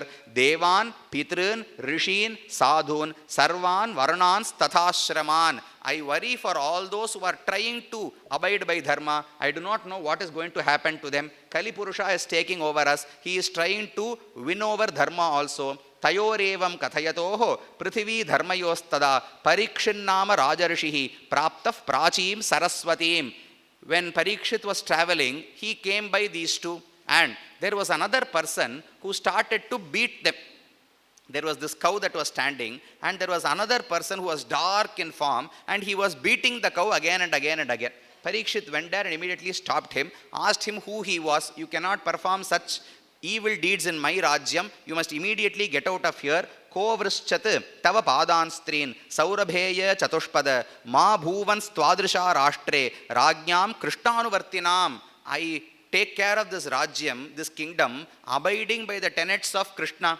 So in a kingdom that is along the lines that Krishna had given, there is no space for such evil deeds to happen. So please tell me who cut off your 3 legs. Why are you in such a bad fashion, in a state? Now please tell me so that I can save you. Immediately Dharma starts to talk back to him. Shrimadbhihi tat padanyasaihi sarvata krita gaudaha iyamcha bhur bhagavata nyasitoru bhara sati patitam padayor viraha kripaya deenavatsalaha sharanyo navadhit shlokyaha ahachedam hasanniva. Immediately Dharma complained to Parikshit saying, I am none other than Dharma. This person is Kali. Kali is trying to cut off my last leg also. I have already lost my 3 legs, Satyam, the Tapas and Shaucham. Now he is trying to get hold of the 4th leg also. So I need someone to save me. When Parikshit heard this, he immediately took out his sword and ran over to kill Kalki immediately. Kali did not know what to do. Kali fell and surrendered to the feet of Parikshit and said, I am not to be blamed. Bhagavan has created Kali also. Just as Krita, Treta and Dwapara were created by Paramatma, Kali Yuga is also created by Paramatma. So it is my duty to take hold of this world, to capture this world and spread evil in this world. It is not right if you deny my duty. When Bhagavan has given me this duty, how is it possible that you deny me of this? So he says, please give me some place to live. Parikshit did not listen to that. Na vartitavyam tat adharma bandho dharmena satyena cha vartitavye. In this land, only dharma and satyam should flourish. Evil people like you should not live at all. So I banish you from this land. Please go away. This is what Parikshit said. Kali Purusha said, this is not right. You have to give me some place within your kingdom. Since Kali Yuga was also, it is natural in the cycle of creation and destruction. Kali Yuga has to come by. So you have to give me some place for me to live in. Then Parikshit, after pondering for a long while, gave 4 places to Kali Purusha. He said, when these 4 activities happen in some place, I allow you to live in that place. He said, Dyutam, Panam, Striyaha, Suna, Yatra Adharmas Chaturvidhaha. Wherever there is gambling, Dyutam. Wherever there is Panam, drinking of liquor. Striyaha, wherever women are mistreated. Suna, Suna means unnecessarily harming other beings. Suna refers to killing. The word Suna means killing. Killing other beings, prani himsa. So these 4, Dyutam, Panam, Striyaha, Suna, Yatra Adharmas Chaturvidhaha, Punascha Yachamanaya, Jatarupam Adat Prabhuhu. Kali was not content with just 4 places to live in. He again begged Parikshit to give him some more places also. Parikshit finally gave him one more place. That is gold. He says, Yachamanaya, Jatarupam Adat Prabhuhu. Jatarupam refers to gold. He says, wherever there is a desire for gold, you can take your house there, you can start living there. Kali was not satisfied. He again asked for some more. Then Parikshit offered Anritam, Madam, Kamam, Rajaha, Vairam cha Panchamam. Anritam is falsehood. Madam is arrogance. Kama is extreme desire. Rajaha is concealment. Something that it is equal to ignorance. Rajas means dust. Dust usually covers things up and does not allow us to behold them directly. So Rajas means the Rajo Guna or the effect of Rajo Guna, which is usually Krodha. So Rajaha, Vairam, enmity. So these are the 10 places that were allotted for Kali Purusha by Parikshit. Dyutam, gambling, drinking liquor, misuse of women, killing, gold, falsehood, arrogance, desire, Krodha, enmity. These are the 10 places that Parikshit allotted. Kali Purusha was content with that. But Parikshit did not kill Kali Purusha, did not banish him completely, because we saw earlier, Ekakaram Kalim Drishtva. He saw that there is one good aspect in Kali Yuga, that by simple means, people can attain mukti also in this yuga. That is not possible in any of the other yugas. Athaitaniti naseveta bubushuhu purushak kvachit visheshato dharmashilaha raja lokapatir guruhu. So Suta is recommending to us, he advises us, please stay away from all 10 of these places. If you want to live a happy life and be promoted more and more and attain mukti, please stay away from all of them. So this story of Parikshit was narrated. Then the story of how Parikshit came about to die, that is narrated next. Suta says, Brahma kopothitadyastu takshakat prana viplavat sa sammoha urubhayat bhagavat arpitashayah. Once Parikshit was roaming in the forest for hunting. He grew very thirsty and he was hungry. He went to the ashrama of a sage who was living nearby. There was nothing to eat there. Abhutapurva sahasa kshutridbhyam arditatmanaha satu brahmarishe ramse gatasum uragam rusha. That sage who was meditating there did not bother about Parikshit who had come to his ashrama. He continued to meditate. Parikshit became angry. There was a dead serpent by the side. He lifted that serpent and put it across the shoulders of the ascetic who was performing penance and went away. This person did not know anything that Parikshit has committed. His own son, who had gone out to play, came back to the ashrama. He grew very angry and he immediately cursed Parikshit. Iti langhita maryadam takshakaha saptamehani dangshyati sma kulangaram chodito me tadadruham. He said, on the 7th day from today, the serpent known as Takshaka will bite Parikshit and he will lose his life. Since he performed this, he has blamed, or he has considered the rishi to be lesser than him. Putting a dead serpent on someone's shoulder means you are a lesser person, I am a superior person. So by the same serpent by which you have done some avamanam to my father, the same serpent will bite you and you will also die. The child in his rage, in his anger, gave this shapa. Once the Muni who was performing penance woke up, he came to know of this and immediately he blamed the child for this. Sakshan Mahabhagavato Rajarshir Hayamedhayat Kshutrit Shrayam Shramayutaha Dino Naivasmat Chapamarhati. He says, we are Brahmanas, we are great sages. We are supposed to be in control of our senses. Even if Parikshit committed something wrong towards us, it is our duty to tolerate that, to forgive him, because he is a great Bhagavata. He did so because Pasivanda Pattum Parandabhomnu Solramulya. Even a great devotee such as Parikshit could not control in a state of hunger. So he had done something wrong at that moment in time. So the Muni says, you must not have cursed him. This is wrong on our part. He is a Kshatriya, he is an arrogant person by nature, and he was disturbed by thirst and hunger also. Otherwise, he is a very good person, Hayamedhayat. He has performed the Ashwamedha Yajna, he is a Rajarshi, therefore, you must have forgiven him. It is wrong that you cursed him. But the son said, I cannot do anything, the curse that is given is given. So, this happened on one side.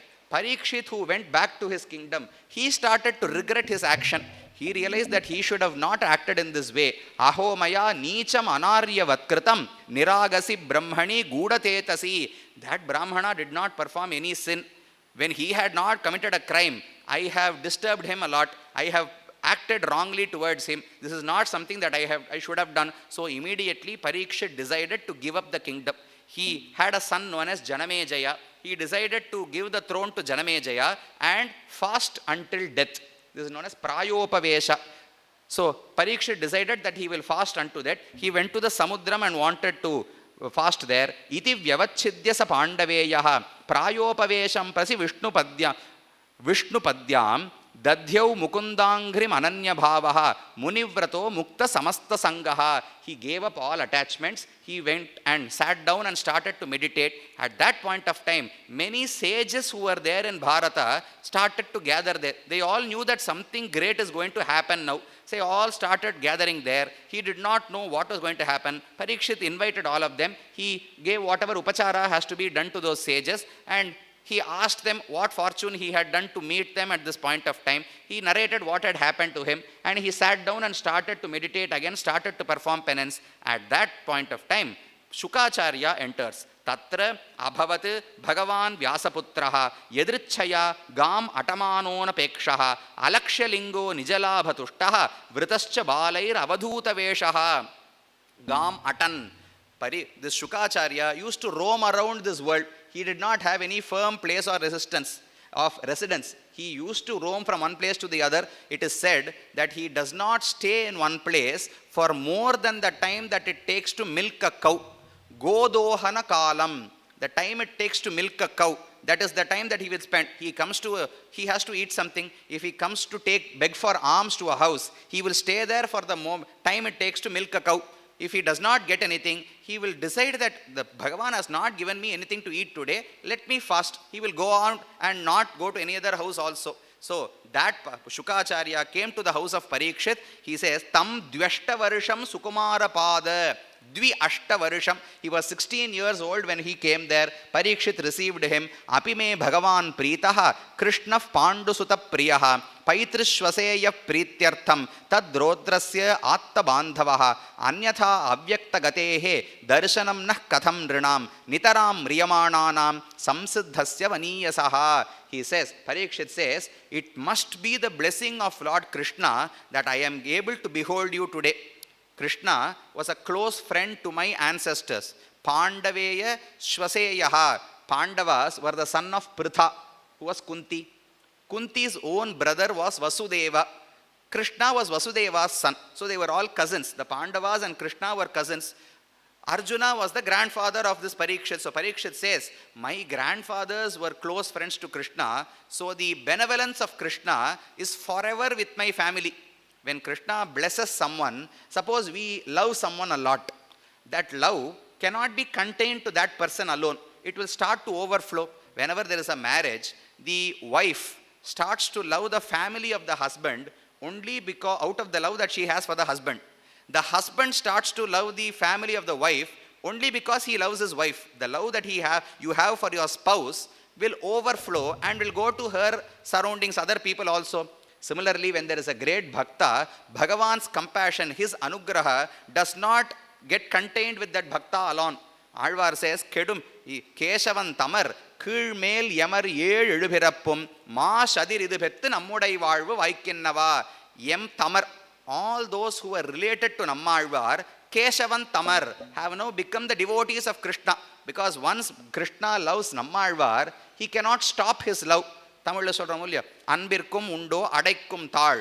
You cannot say that you must show love only towards this person, not towards all the people around him. So when Krishna loved the Pandavas so much, it is only natural that his anugraha follows that path, follows that their lineage also. So it must be the good fortune or it must be the benevolence of Krishna that I am able to have your darshan, because this Shuka never goes to anybody's house. He keeps roaming around in the forest. Since you have come here, I consider it my fortune. Now I am in a very peculiar situation.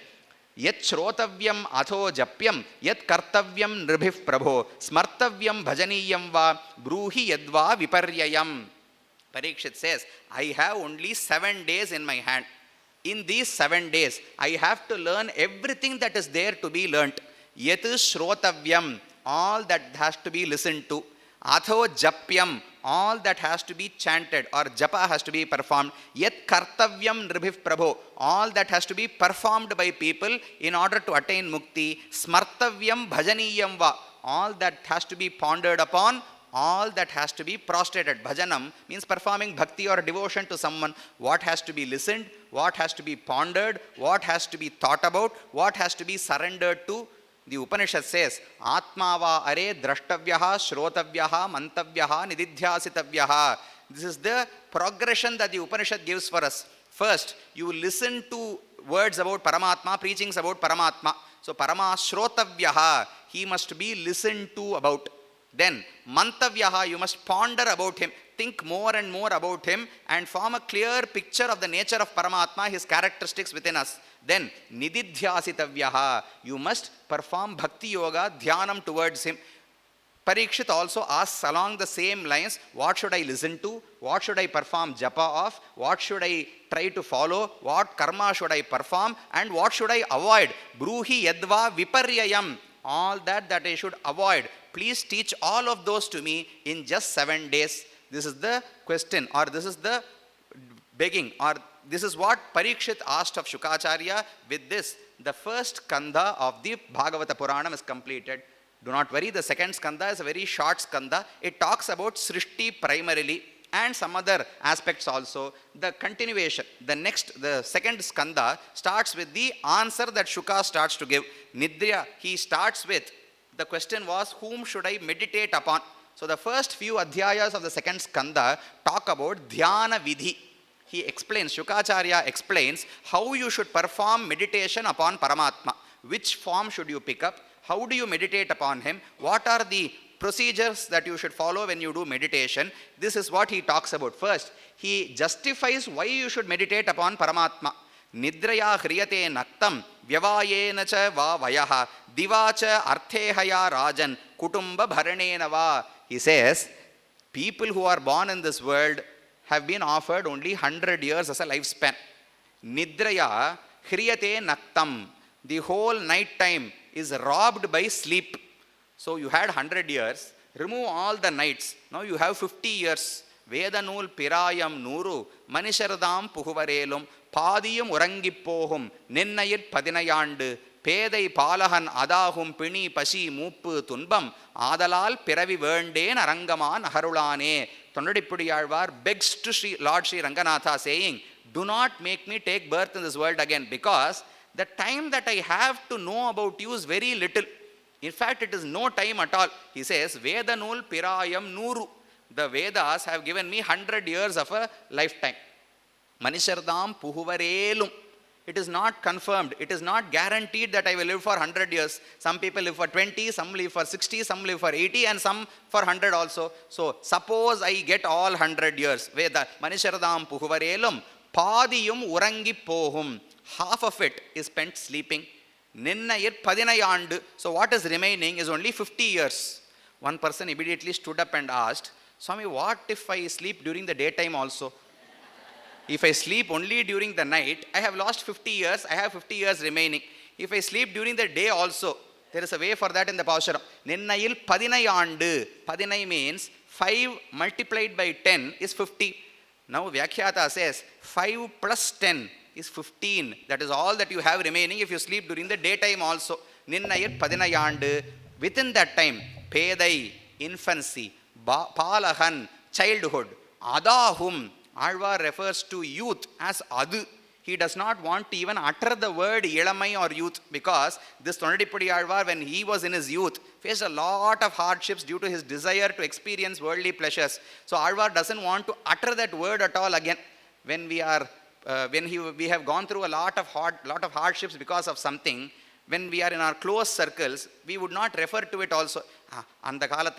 At that point, you know what happened. We do not re-utter it at all. Similarly, Alvar says, Pedai, until I was 5 years old, I did not know to even clean myself up. I did not know when I wanted to eat or sleep also. Those 5 years are gone.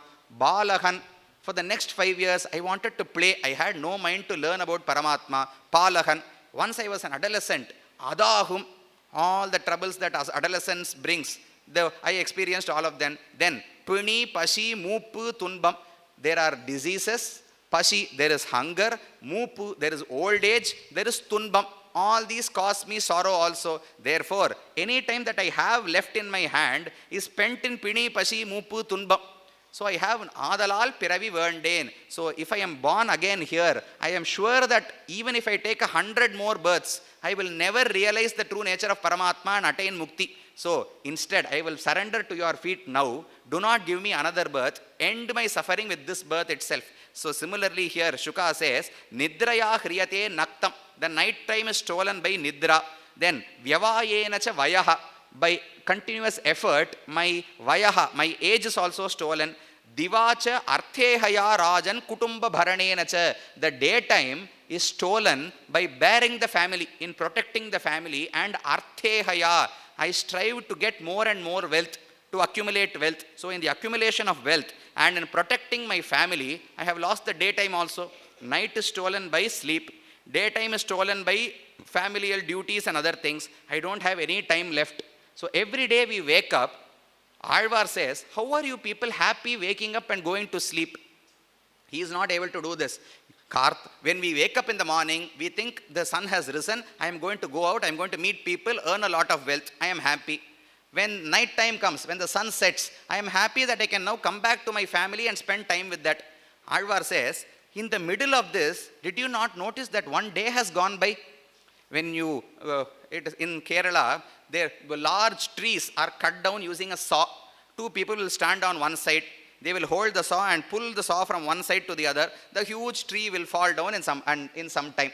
There was one bystander who was looking at that. He was admiring how beautifully the saw was going from one side to the other. This person is pulling here, that person is pulling. It is so sharp and it is cutting through the wood very easily, very quickly. He was admiring how the saw was functioning.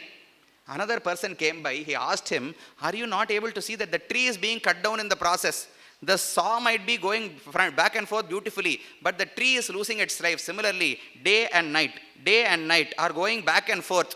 When we enjoy accumulation of wealth and when we enjoy familial time, we must also notice that one day has now gone by without thinking about Paramatma.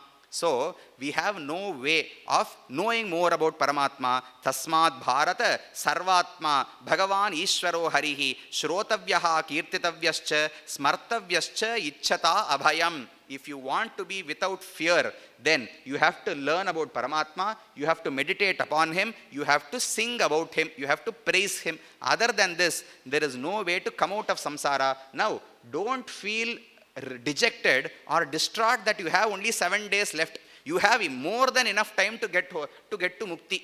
Because Shuka narrates the story of a king who was there in the Ikshwaku Vamsha. He was named Khatwanga. He used to go to Swargaloka and fight along with the Devas in the battle against the Asuras. Once such a battle was over, Khatwanga went to Indra. Indra was very pleased. He said, ask any boon that you want. Khatwanga asked, please tell me how many days more or how many years more I have to live. Indra answered, you have one muhurta left to live. That is around 48 minutes. You have only so many minutes to live. You are going to die. Khatwanga did not feel agitated. He immediately came back to this world, gave the kingdom to his son, relinquished all his belongings, went to the forest, started chanting the Omkara Pranava and attained Mukti itself. He says, Khatwango nama Rajarshihi Nyatva Iyattam Ihayushaha Muhurtat Sarva Mutsrijya Gatavan Abhayam Harem. Within a Muhurta, Khatwanga was able to set all his affairs in order, perform meditation, attain Bhagavan also. So, it does not matter for how many years or months or days we have been a devotee. All that matters is the intensity of our devotion. Even if it is for a few moments, if our devotion is sincere and intense, Bhagavan might grant us mukti. Even I have been a Vishnu Bhakta for many years, but I have not gotten rid of worldly attachments yet. I might not give mukti at the end of this birth also. So time does not matter. Even a minute is enough. Even 100 years might not be enough also. It depends on our mental our inclination. Abhyasen manasa shuddham trivirit brahmaksharam param. Then, talking about how to perform dhyana, Shukacharya first talks about the Virat Rupam. He says, you must imagine that this whole samsara, this whole universe, which consists of 14 lokas, we are living in the Bhuloka. Below us, there are Atala, Vitala, Talatala, Mahatala, Rasatala, Patala, 7 lokas below us. Above us, there are Bhuvaha, Suvaha, Mahaha, Janaha, Tapaha, Satyam. 6 lokas. So together there are 14 lokas in this Anda. Now, Shukacharya says, imagine that this whole Anda is the body of Paramatma. It is not imagination.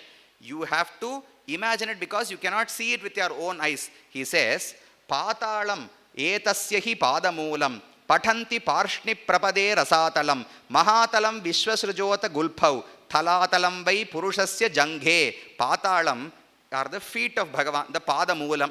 Then the ankles, or a little above that, the ankles are the parshni prasava rasatalam, mahatalam vishwasruto gulpau. The 2 sides of the calves, the calf muscles are the rasatalam, and above that, the janghe, the 2 knees are talatalam. You go on. Dve januni sutalam vishwamurtehe. The knees are sutala, rurudvayam, vitalam cha atalam cha, urudvayam. The 2 thighs are vitala and atala. Mahitalam ta jaghanam mahipatehe. Mahitala is the backside of Paramatma. Nabhastalam, nabhisaro grinanti. Then nabhastalam, above us, that is Bhuvaha, is the Nabhi Kamalam. Urasthalam Jyotir Anikamasya Griva Mahaha Vadanam Vai Janosya Tapo Raratim Vidur Adipumsaha Satyam Tu Shirshani Sahasra Shirshnaha. Then all the words above are his navel, are his chest, his throat, his mouth, and his shiras. Satyaloka is his shiras. Patala is his feet. So imagine that this whole world, this whole universe is the body of Paramatma, and meditate upon him. Nasati adasrau paramasya nase granosya gandha mukham agnirudraha. He also talks, Surya and Chandra are the eyes of Paramatma. the days that go by are the eyebrows of Paramatma, eyelashes and so on. He explains that this whole world is the body of Paramatma. He is Vishwarupa, and once you meditate upon him, all your sins will be removed and you can attain Vaikuntham also. Parikshit was staring at Shukacharya. He did not understand how to do this at all. We cannot behold Atala, Vitala, Rasatala, Bhulos, Bhuva, Suvaha, etc. So he stopped Shuka and said, is there something that I can perform? I think this is beyond me. This meditation is much beyond me. So please give me another form to meditate upon. Then Shukacharya says, Kechit swadehantar hridayavakashe pradeshamatram purusham vasantam chaturbhujam kunja rathanga shankha gadadharam dharanaya smaranti. Kechit, some other upasakas also meditate upon the form of Bhagavan that is residing within them. Angushthamatraha, he is the size of a thumb and he has a very beautiful form. Shankha, he says, Pradeshamatram chaturbhujam, he has 4 arms. Kanja, Rathanga, Shanka, Gadadharam. He bears all the weapons that he has, Sharanga, Nandakam, and Kaumodiki, etc. And Gadadharam Dharanaya Smaranti, Prasanna Vaktram, Nalinaya Tekshanam, Kadamba Kinjalka Pishanga Vasasam, Lasan Maharatna Hiranya Mayangadam, Spuran Maharatna Kirita Kundalam. He is adorned with all the ornaments that we see Bhagavan adorning, and he has the Ayudhas, and he gives the darshan to us in this form. As I earlier said, this form is specific only for people who perform meditation. The Antaryami, who is minuscule, is present in each and every being.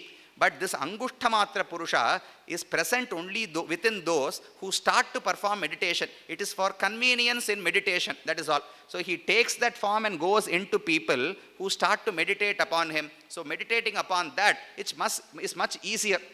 Why do we go to a temple and behold an Archavatara? It is because we cannot imagine that Bhagavan is everywhere. One Arjuna had the fortune of seeing the Vishwarupam with his eyes. We cannot do that. So for us, for people who are beginners in yoga, in dhyana, the form that Bhagavan has with Chaturbhuja, his Pita Vastram, his ornaments, his weapons and all that is much easier to meditate upon. That is why Bhagavan takes up the form himself. Pratimasu aprabuddhanam. The Upanishad says, if people perform a lot of yajna, then they will be able to see Bhagavan within the fire. If they have attained Samadarshanam, if they have attained Atma Sakshatkara, they will be able to see Bhagavan present everywhere. But for beginners like us, aprabuddhanam, when you are not matured in your intellect, Pratimasu, Bhagavan takes the form of an idol. He takes the form that we can see and meditate upon. That is the second form of meditation that Shukacharya preaches to this Parikshit. Lasan Maharatna Hiranmayangadam, Spuran Maharatna Kirita Kundalam. 2 Pausharams of the Alvars. One is from Nammalvar and the other is from Periyalvar. Periyalvar says, if you want to have darshan of Kshirabdinatha, Vyuhamurti, don't go looking for him in the Milky Ocean. Come to me, keep your ears close to my chest and try to listen to what is happening inside. He says, the sound of the waves in the Milky Ocean can be heard inside.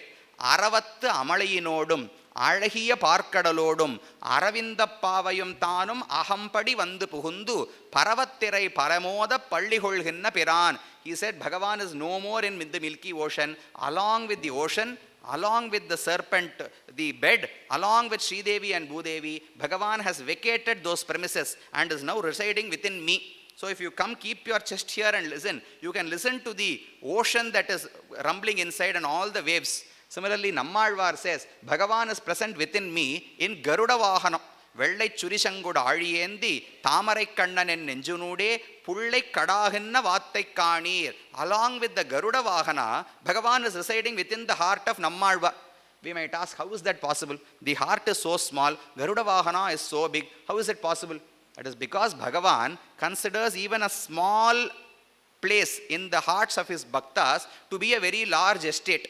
Even if it is a small place, the manas is so small, within the manas he has a small place because we think of many other things, not him alone. But even that small place, he considers to be a very large expanse. It is enough for him to come and take residence with all the parikaras, all the devatas who are around him also. So when we meditate upon that form, the form that we are able to behold, then it is easier for us to grasp on or progress in meditation. So on our behalf. Parikshit asked this question to Shuka.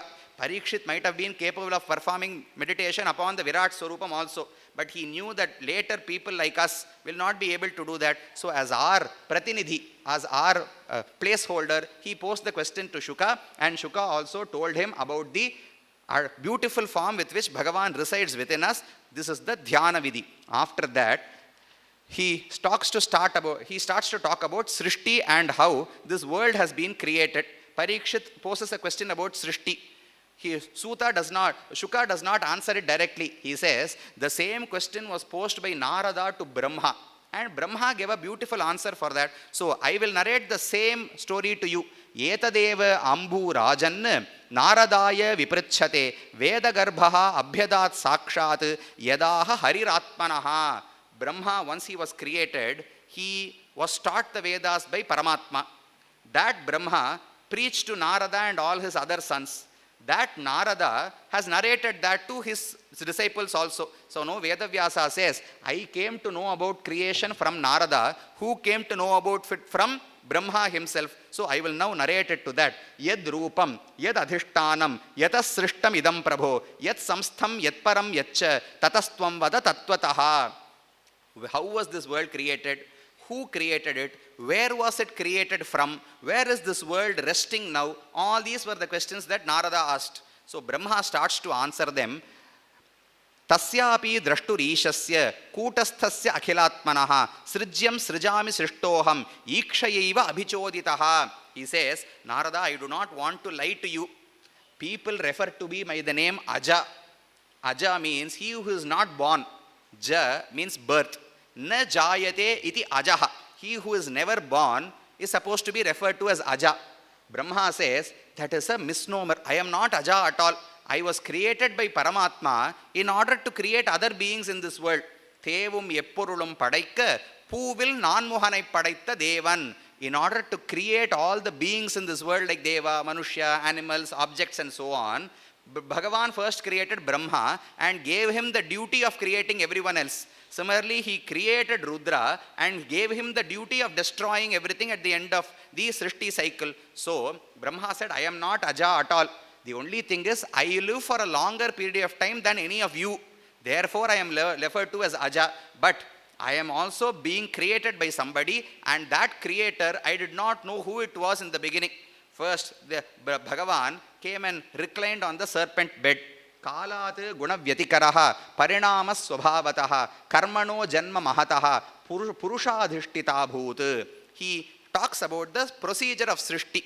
Now this whole world is made up of the Pancha Bhutams. Prithvi, Jalam, Tejas, Vayu and Akasha. These Bhutams are not eternal entities. At some point of time, these 5 elements will also be destroyed. But even then, whenever an object is destroyed, it is never completely destroyed. You take anything for that matter. You take this vastram, you take this cloth, suppose you burn it. Even then the ashes are still present. You take a pot and you break it. Even then the shards of the glass or the powder is still present. You take a ring and you melt it. Even then the gold is still present. So no object in this world can completely be destroyed.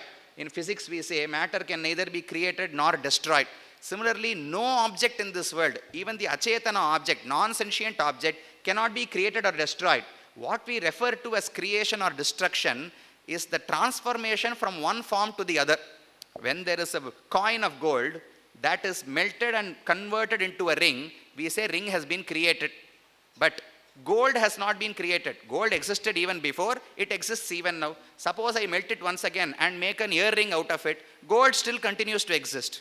During Pralaya, gold will also not exist because Prithvi, Jalam, Tejas, Vayu and Akasha are also no more. Then all this matter will continue to exist in the form of something known as Prakriti, Moola Prakriti. That is the primordial substance from which all this world is created. Suppose you have a ball of clay. From that ball of clay, when you give it to a child, it will start to play. It will make a table, it will make a cow, it will make a human being, it will make a chair.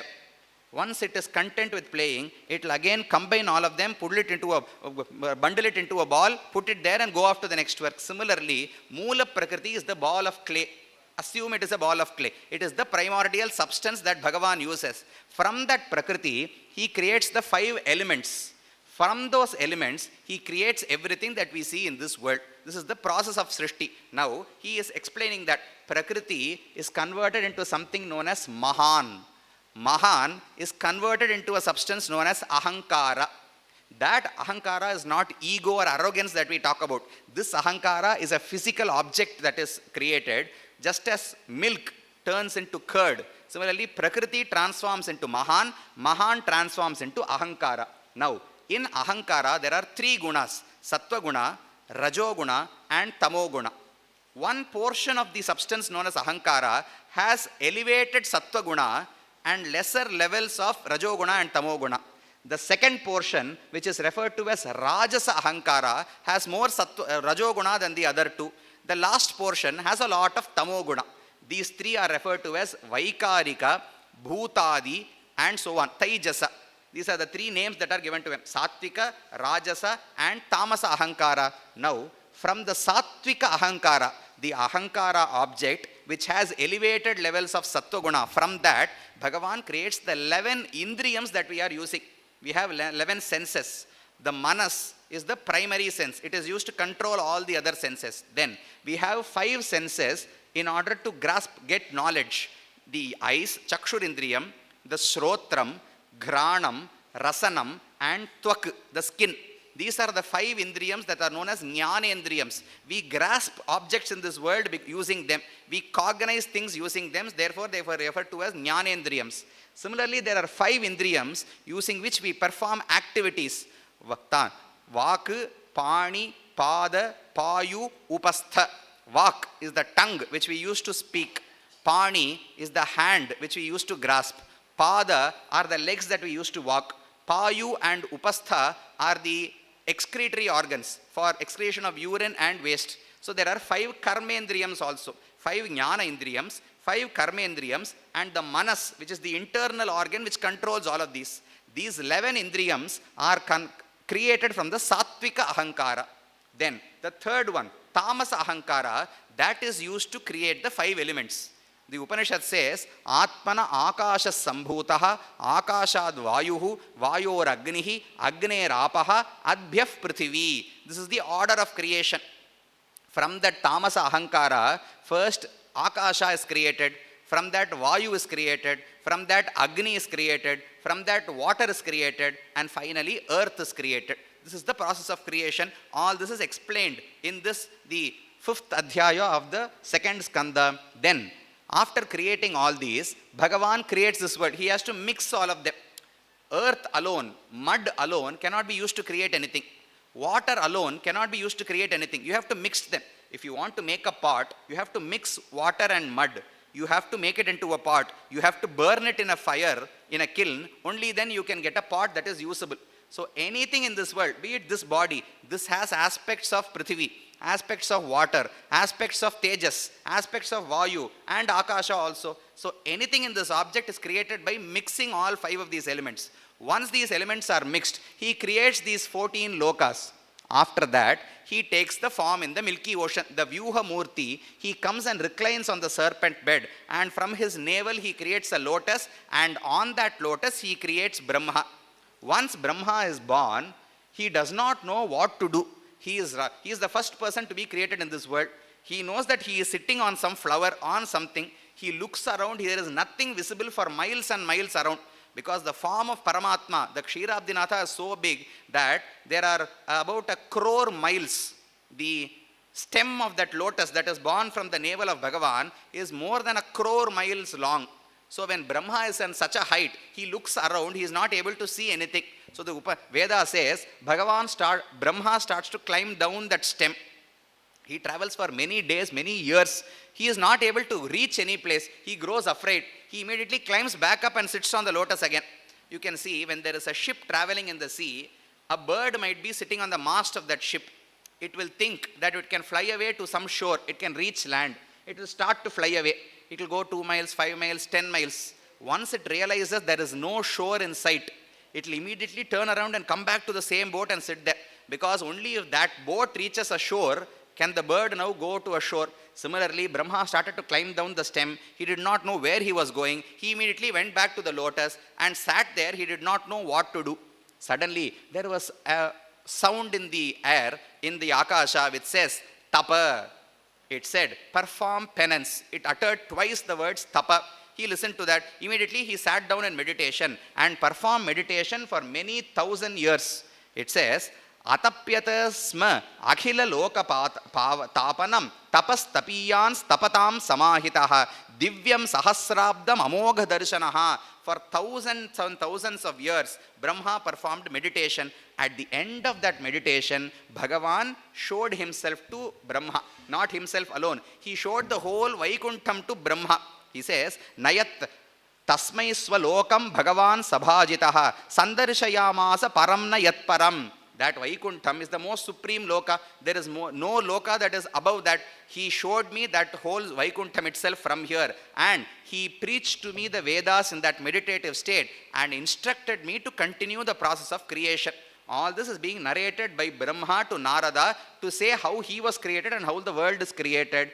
Bhritya prasadabhimukam drigasavam prasanna hasaruna lochanananam kiritinam kundalinam chaturbhujam pitambaram vakshasi lakshitam shriya dadarsha tatra akhila sattvatam patim shriyaf patim yajnapatim jagatpatim. Brahma, sitting in the navel lotus, was able to view Vaikuntham and Paramatma, who is sitting in the middle of Vaikuntham.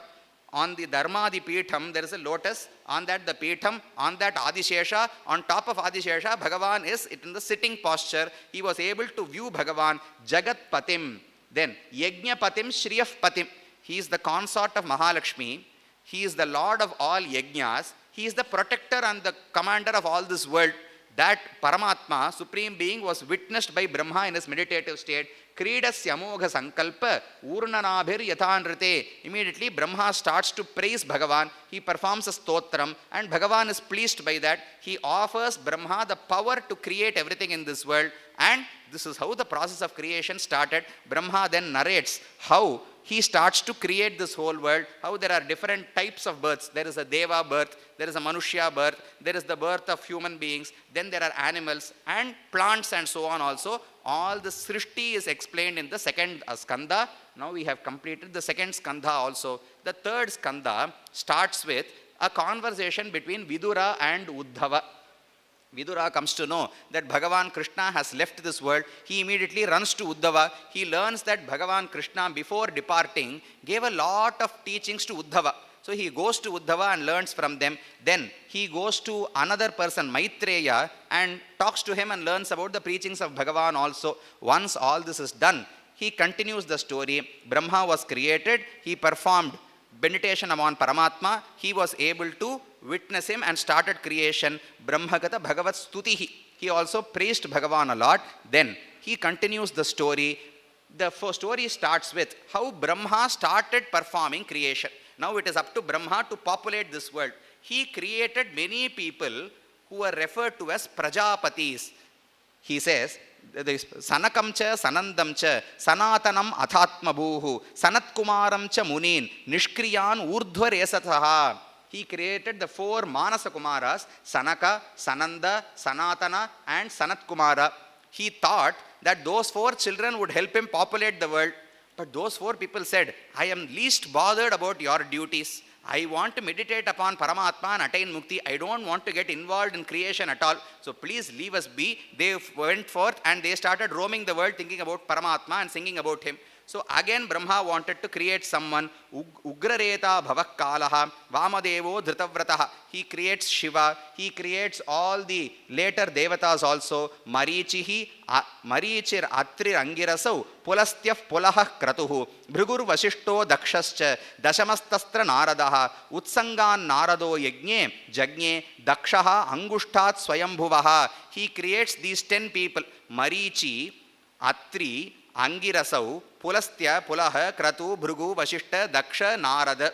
These 10 people were created by Brahma, and he started giving, they were the Sapta Rishis in the first Manvantara. He started giving some duties to them. Then he wanted to create the first Manu. The first Manu was not born by the mixing of a man and a woman. The first Manu was created by the Sankalpa of Brahma alone. Brahma willed Manu into existence. He first created a womb, he created an entity, and he split them into two. That single person, entity, was split into two people. One was male and the other was female. That man was referred to as Swayambhuva Manu. The woman was referred to as Shatarupa.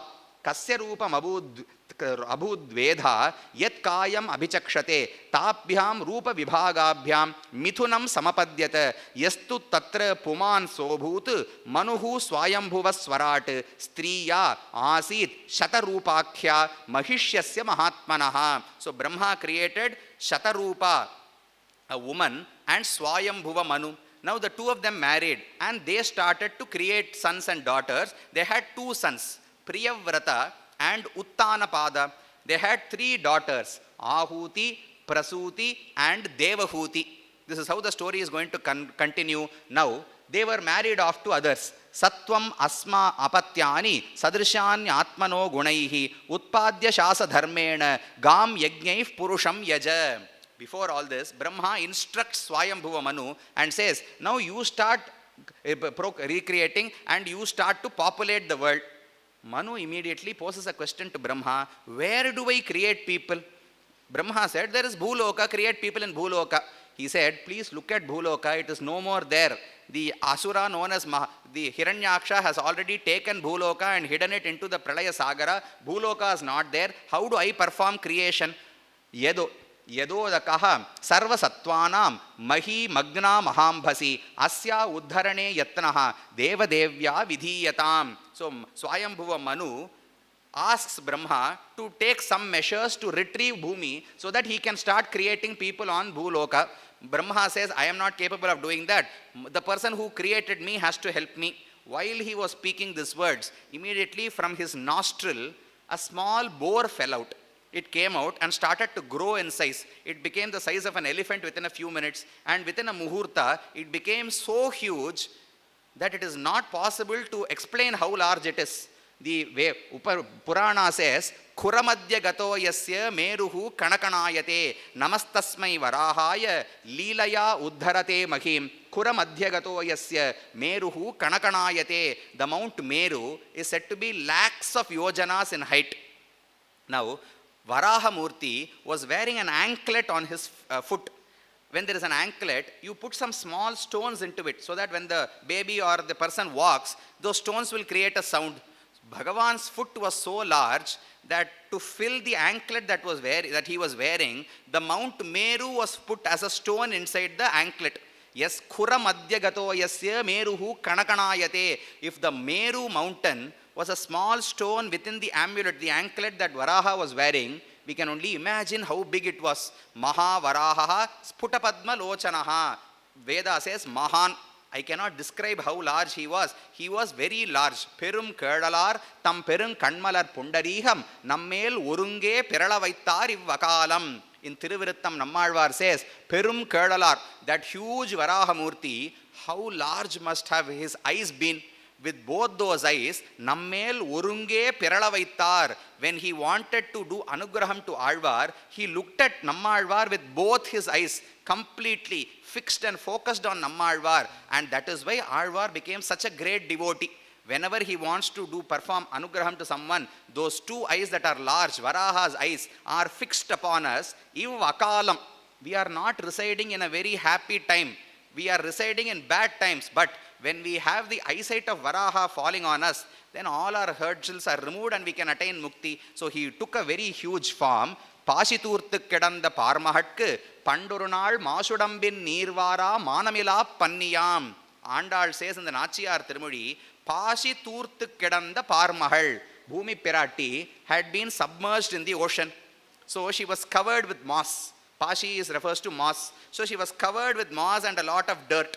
So Bhagavan, when he took birth as a Varahamurti, Masudambil Nirvara Manamila Panniyam. Usually when you look at a boar, it will go lie down in all the ditches, in all the culverts where waste water is flowing. And along with that, when he walks out, all the water that is smelly, the bad water, will be dripping from the body of the Varaha. When Bhagavan took birth as Varahamurti, he took the same form. from his body there were pungent smell and there was bad odor and water that was coming out. So Vyasa asked, why should he be so? Andal says he did not have a very supreme form. He could have taken birth as a boar with Pitambaram, with Shankha, Chakra, Gada, amulet and all the Abharanam also. Bhagavan did not do so because when the wife Bhudevi is without any ornaments, Pashiturthu Kedanda Parmahal, when the wife is not with any alankara, when she is not adorning any jewels, if the husband alone is bedecked with jewels from top to bottom, it won't be nice to look at. Similarly, when the husband is devoid of things, Sita did the same thing. When Rama went to the forest, Sita need not have gone to the forest wearing the bark of a tree. She could have worn silken clothes and gone there.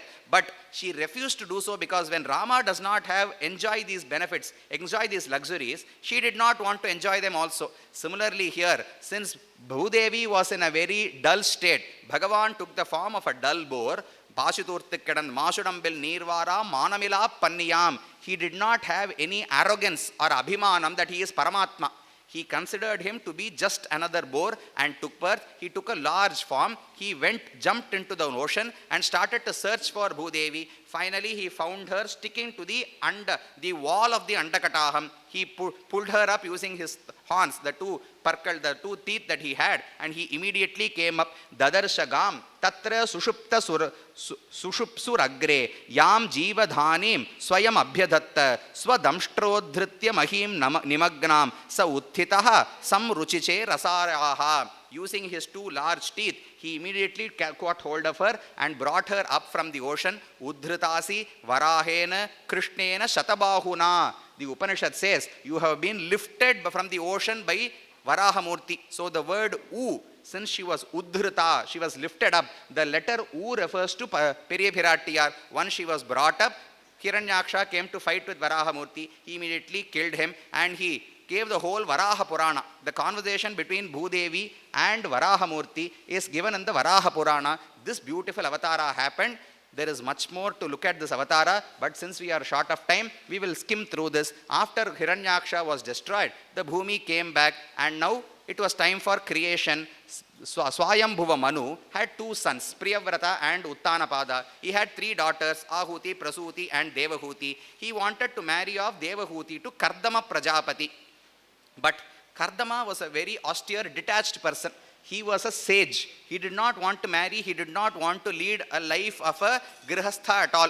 So, in order to convince him to marry, Bhagavan goes in front of him and talks to him. He says, I know that you are very much involved in me. You want to attain mukti immediately. But I have a small duty for you. You must marry. Swayambhuva Manu will come to you in 2 days. He will offer her his daughter's hand in marriage. You must agree. You must marry her and you must create your children. I will be born as one of your children. Kapilacharya was the son of Kardama Prajapata and Devahuti. So Bhagavan Vishnu says to Kardama that you must marry the daughter of Swayambhuva Manu and give birth to 9 daughters and 1 child, Nava Kanya and 1 Putra. I will be born as your son to propagate the Sankhya Mata also. This is the duty that I have given to you. As he said, so Kardama agrees to do so. In 2 days, Swayambhuva Manu comes to Kardama. The moment he sees Kardama Prajapati, he realizes that he is a very noble soul. So he offers his daughter's hand in marriage. Kardama agrees. They both go and live in a very beautiful city. They have many children, 9 daughters and a child. And at the end of it, Bhagavan, when he gives this duty to Kardama Prajapati, he also says, once you have done your duty, you have given birth to the children that you need to birth. You can take sannyasa and you can roam this world as you please and you can attain mukti at the end of it. So by Bhagavan's words, Kardama Prajapati married the daughter Devahuti and gave birth to many sons, many daughters and a son who was Kapilacharya. The story of Kapilacharya, the preachings that Kapila did to Devahuti, his own mother, that is the essence of the Sankhya Siddhanta. All that is explained in the other portion of the 3rd skandha, which we have to look at in tomorrow's session. I thank you all for gathering here. I apologize for taking a few minutes extra also. With this, the first day of the Bhagavata Saptaha Parayanam and Upanyasam is completed. I thank you all for attending. Shriman Mahabhutapure Srimad Keshava Yajvanaha Kantimatyam Prasutaya Yatirajaya Mangalam Brindaranya Nivasaya Balaramanujaya Cha Rukmini Prananathaya Parthasutaya Mangalam.